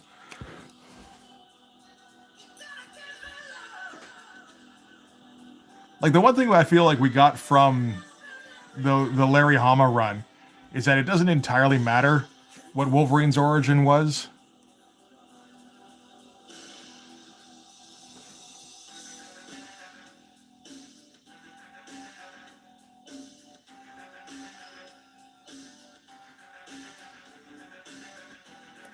You know, the best idea was always just to drop breadcrumbs.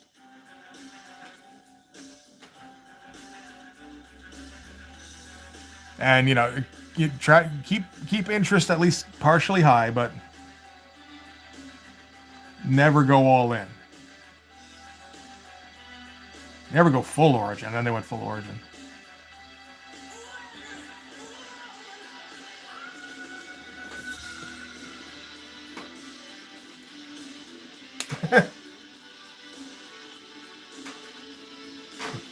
Was Larry Hama on MASH?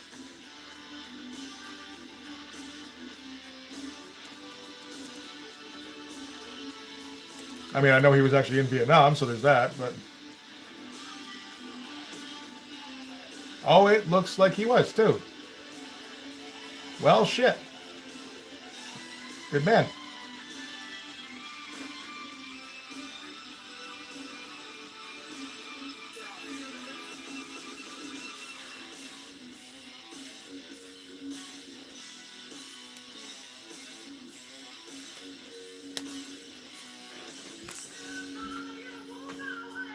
I mean, you could do worse than a dude who's actually been to Vietnam for your Vietnam TV show.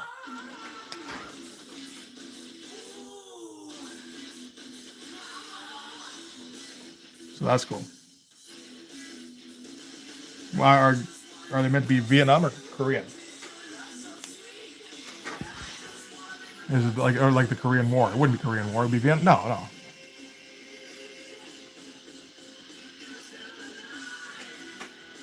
I'm trying to think if I've ever actually watched MASH. Not really.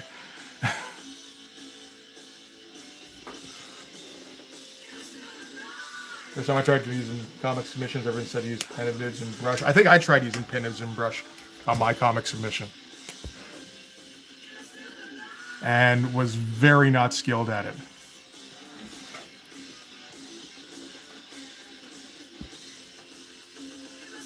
I made like a blotchy mess on everything.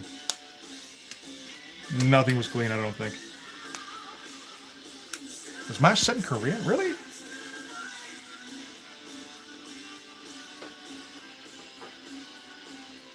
I always assumed Vietnam, but okay.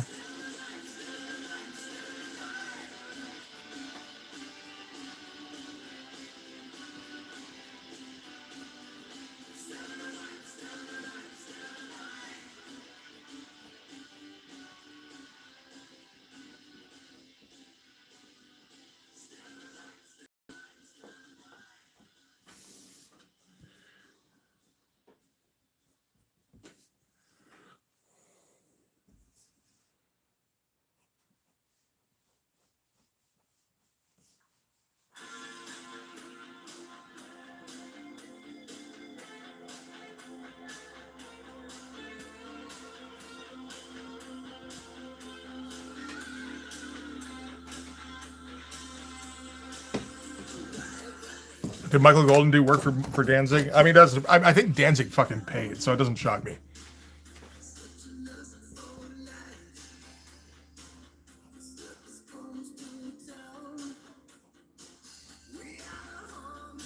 Like Biz was doing, it makes more sense with Biz. I guess he's, it's a metal thing, but Danzig also seems like a complete duel. That was meant to be Tool, by the way. It kind of turned into a combination of douche and Tool. But so Sylvester's doing a submission new talent thing, really. And Tim Vigil, I can totally see working with Danzig.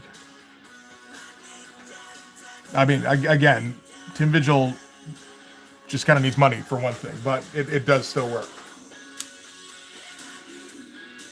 He swiped the skull from the Crystar cover. Ah, okay. I think we talked about that before.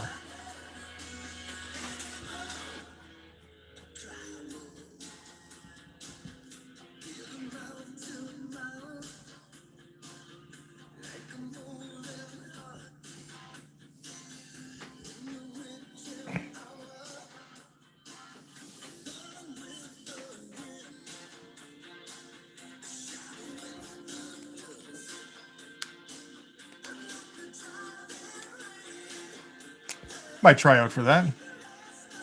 Although it does mean I'd have to like actually get some drawing time in, right? Some dedicated drawing time. That might be tough. And I don't know that my style exactly, like there's Joe Sontag type people who can draw in a full-on Top Cow style. I feel like you only need 2 or 3 of those, which I'm sure there are, and there's your contest, right? Mine is not a Top Cow look.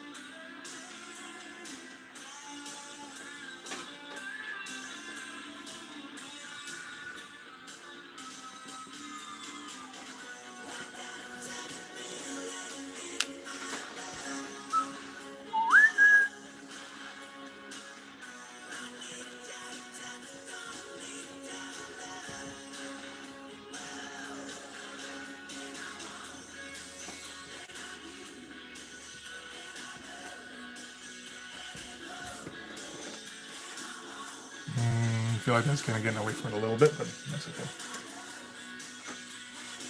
Seen any Top Cow titles in the last 50 years? Not really. Okay.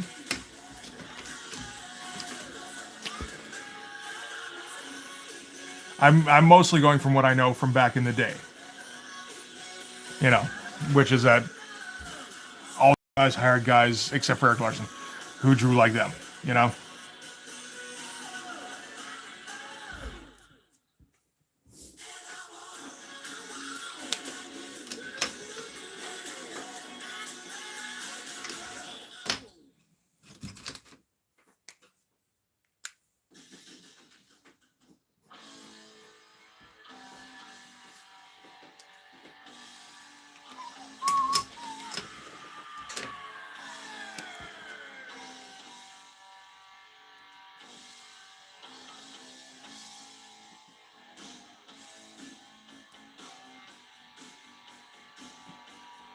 Well, if they're if they're going with whoever with any kind of look, then yeah, maybe my shit would go okay. Who knows?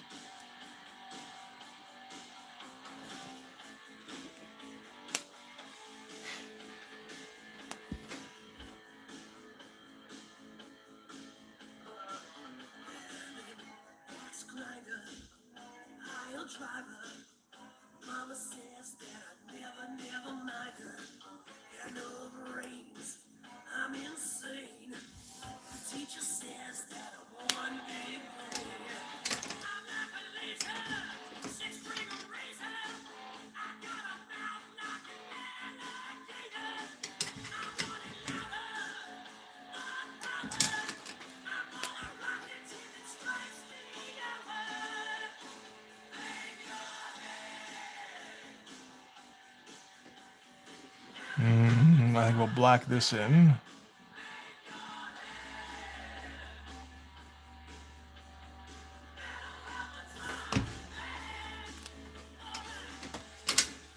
And we can probably call it a day soon.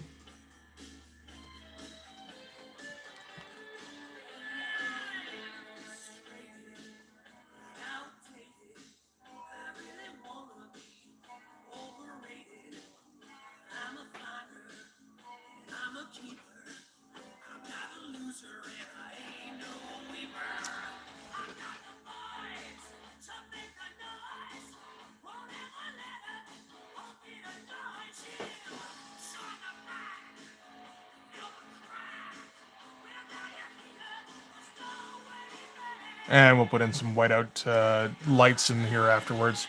Next week, After this is dried for once.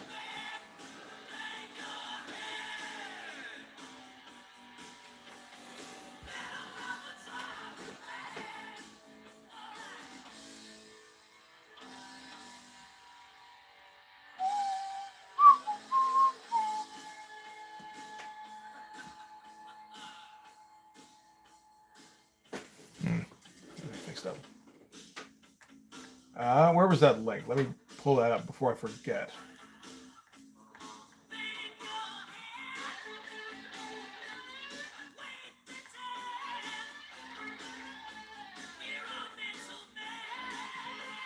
The winners got paired up to make him one shot. I mean, hey, that'd be cool.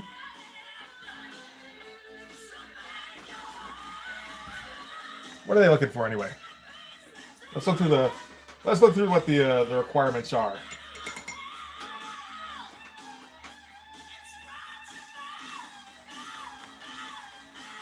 Download submission kits. What now? I guess it's got to be either the Witchblade or Darkness script. Okay.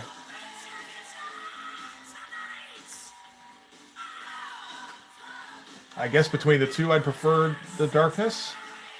I don't have enough faith in my ability to draw the Witchblade. So, okay.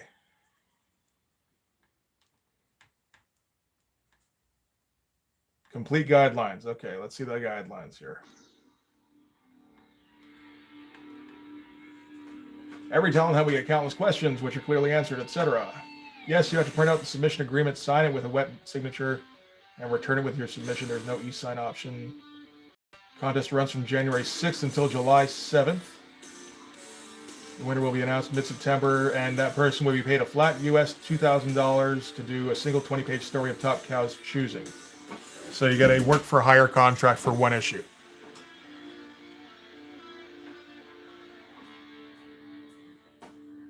You'll be provided 2 8-page scripts to choose from or do both on January 6th. These will be posted on topcow.com. All submissions must be received in our talent hunt by July 7th, 2026. Do not send your submission to any other email address. Do not email and ask the status. We are looking to hire one artist from anywhere in the world. One fucking artist. Yeah, that ain't me. To do paid work for the company in 2027, 2028. The goal of Talent Hunt is to find one previously unpublished artist, give them a chance, etc. Okay, this round your submission must be based on the... Okay, shut up, Alice. Pause.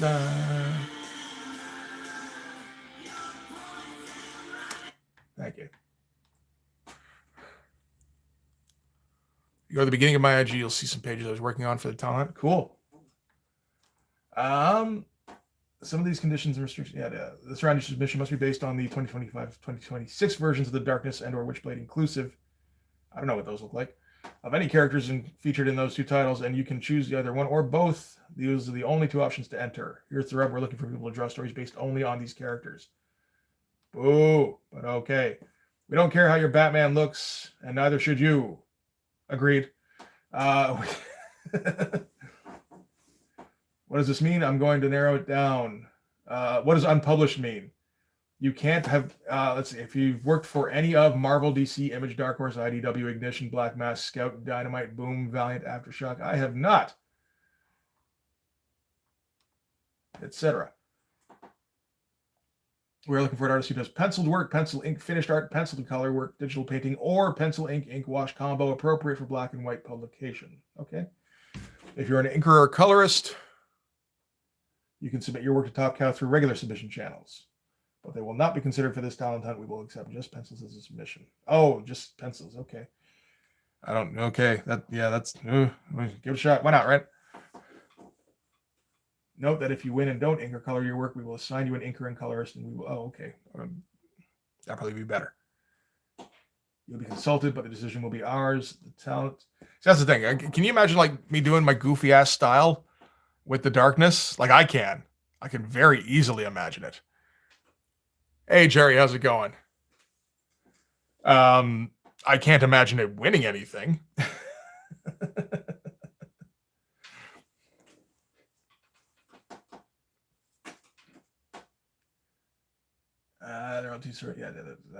Obviously no AI. Thank you. You will not receive any review of your work or why it was not chosen. Important legal shit. Top Cow Talent Hunt Facebook group. Okay. If you are disruptive and rude, etc. So Lee, you're out. Sorry.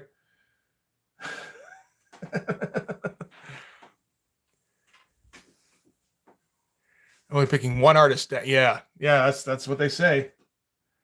You are free to post your submission any time between January and July. Strategically, I'm not sure it's a good idea for you to do so, but it won't have any bearing on whom we pick. Fair.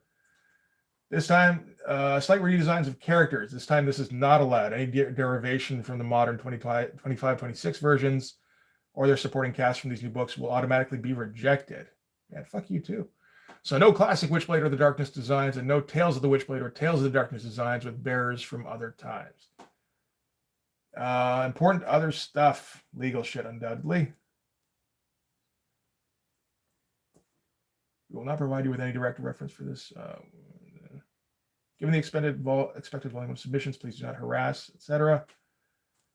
Okay, thank you, Matt. Good job.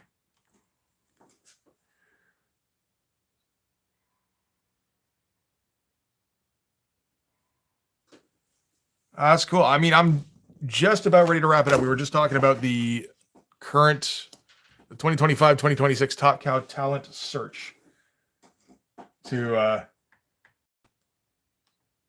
just kind of end things off on, because how long have we been going? 3.5 hours? That's pretty good. Oh, thanks, Sheldon. I appreciate that. And thank you very much for the super chat.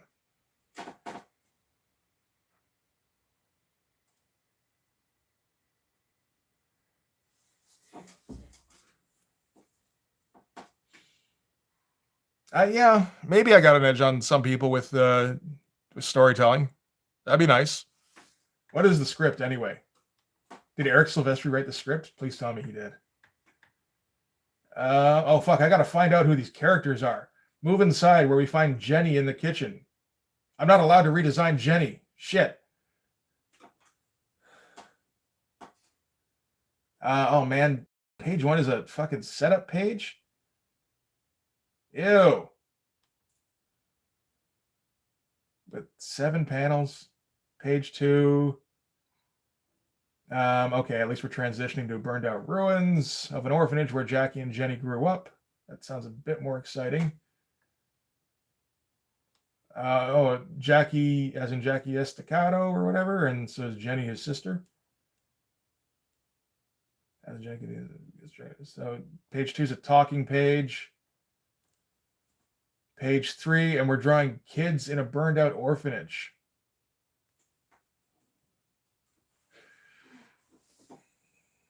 Yeah.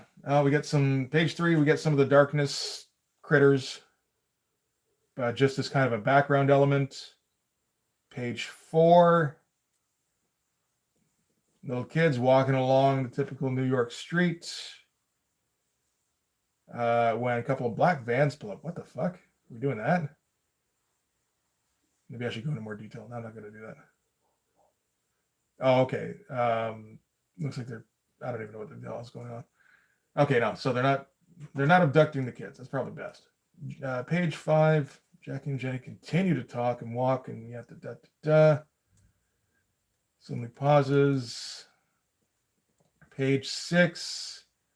The city around him has turned into a hellscape of crawling evil. Like at the orphanage, huge snakes and maggots made of darkness cover all the buildings and pretty much everything else. For a big full page image. Small panel insets. 6 small inset panels. Really? Okie dokie. So that's like our one. That's the image. That's the one page you get to go nuts on. Jenny's hands come into frame and grab Jackie by the shoulders. Pull back as we reveal Jenny. I feel like you know what you want to do there is a transition straight out of Infinity Gauntlet 2, where Doctor Strange gets pulled out of his reverie by his Minotaur apprentice guy, and it's like a poof of smoke. That'd be all right. Jenny's in the kitchen with Jackie, as far as I can tell.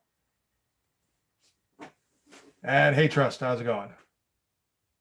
I have to know what everything looks like now, and I haven't seen the new stuff. Yeah, I mean, it wouldn't be too hard to do the research or anything. This script sounds fucking boring, I'll tell you that. I guess that's what they want, though, to make sure that you can actually draw shit. It's outside the van is a heavy unseen object, lands so hard on its roof that it caves it in. Cut back to the van, yanked out of the van, seems to be suspended upside down in the air like he's held up by some invisible rope. Got back to Jackie and Jenny, moving just a bit closer as they grow more shocked. We will be slowly zooming in on Jackie each time. Oh, page 9. I thought it was an 8-page thing. How long is the script? Is it a 20-page script? It is, too. 22?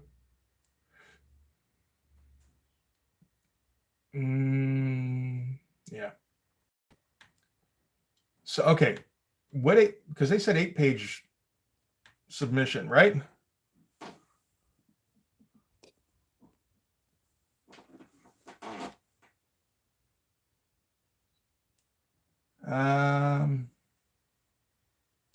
Okay, go back to the rules here.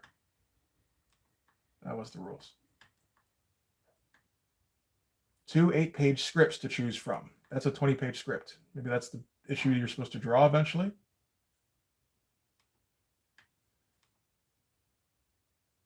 Says which pages to do. Oh, okay, I missed that part. I was just jumping around a lot.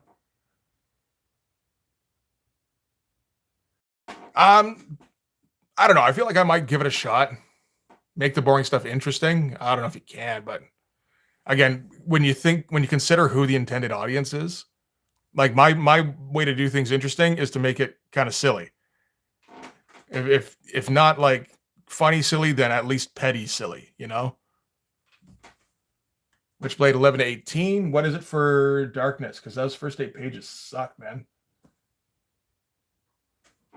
Darkness 10 to 18. Okay, so right where I stopped. All right. Maybe there's some fun stuff in there. I assume that's got a decent mix of weird shit. And yeah, man, like, oh, you have to do so much research to find out who all these characters are. I don't know what the darkness looks like these days. I don't know what the Angelus look like anymore.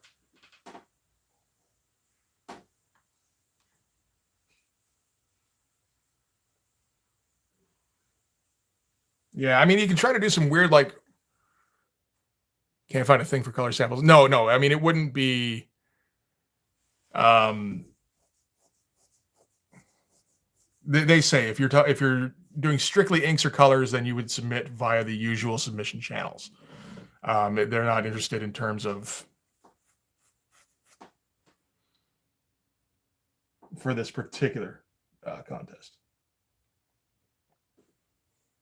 I mean, if you're thinking, I can see if you're doing like some weird Richard Bennett type page layouts where you're twisting the angles and really forcing the perspective.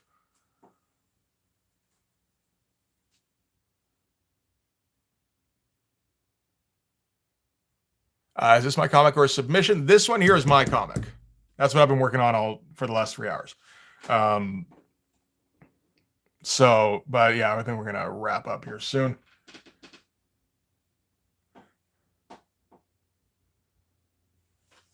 So it would be completely separate, the darkness submission there. So, but you know, hey, maybe. No problem. Darkness only has 2 issues out, unless it's the older version. Yeah, I think they're. Yeah, I mean, it might be a completely separate thing.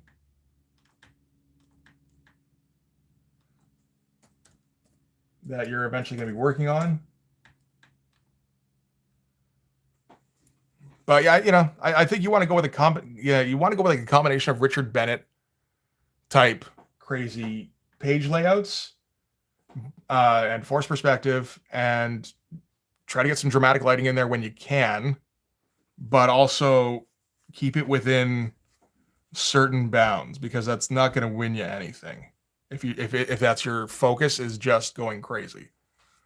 Because I mean, it's Marc Silvestri at he might not have anything to do with this, who knows, but given that the people Marc Silvestri hired tend to have similar sensibilities as he does, and I know Marc Silvestri does at least value storytelling and have good fundamentals, so that's probably going to be his bedrock.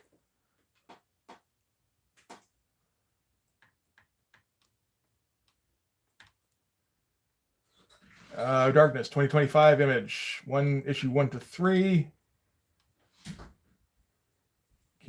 Yeah, issue 1 at least is out in terms of, and all of Silvestri's Darkness and Cyberforce covers look the same, it feels like, where he's got to have half a giant head and then character in pose. It's like a kind of half-hearted attempt at a mosaic.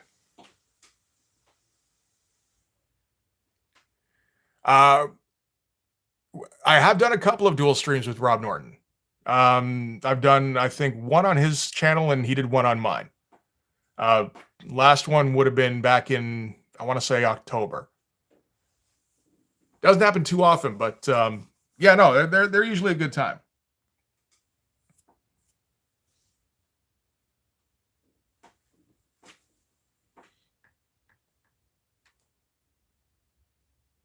And he also, I don't know if you're familiar, but he's also reviewed this comic. This is Blood Force. So if you want to look up his review of that, it's of the first 2 issues, but instead of this is issue 5, but still same thing. What do you stream with, like StreamYard? I streamed straight to YouTube. StreamYard's a bit problematic unless I'm paying for everything. Like, you know, if you're paying for the full 1080p, then it's fine. Otherwise, I got it. You know, YouTube, at least you can stream 1080p. You can't get, the best you can get from StreamYard for free is 720. When are we getting more Lee on the stream? I don't. Oh, well, I mean, we're about 3 weeks out until I can start recording things again. That's I should give you guys an update on that. So early February is when I will have my house back. So that's when I can start recording things. And me and Lee were talking about doing an Electra Lives video at some point. So hopefully we'll still be able to do that. Yeah, I know. No, fair enough. I mean, like everything kind of blew up at my house, like right at the wrong fucking time, you know? Yeah, anyway. I'll probably wrap it up here. Yeah, Electro Assassin. I'm not sure if I said that. Maybe I said Electric Boogaloo. Who knows? All right, so I'm going to call it here. Thanks very much for sticking around, guys. That was fun. So we are going to keep going on Sundays for now. That seems to be the schedule. Wednesday nights are kind of out. It hasn't worked with the kids. So Sundays at least. You can keep coming back Sundays around 11ish, and I think I'll be here every time. All right. So we'll see you next week. Have a good one again, guys. Peace out.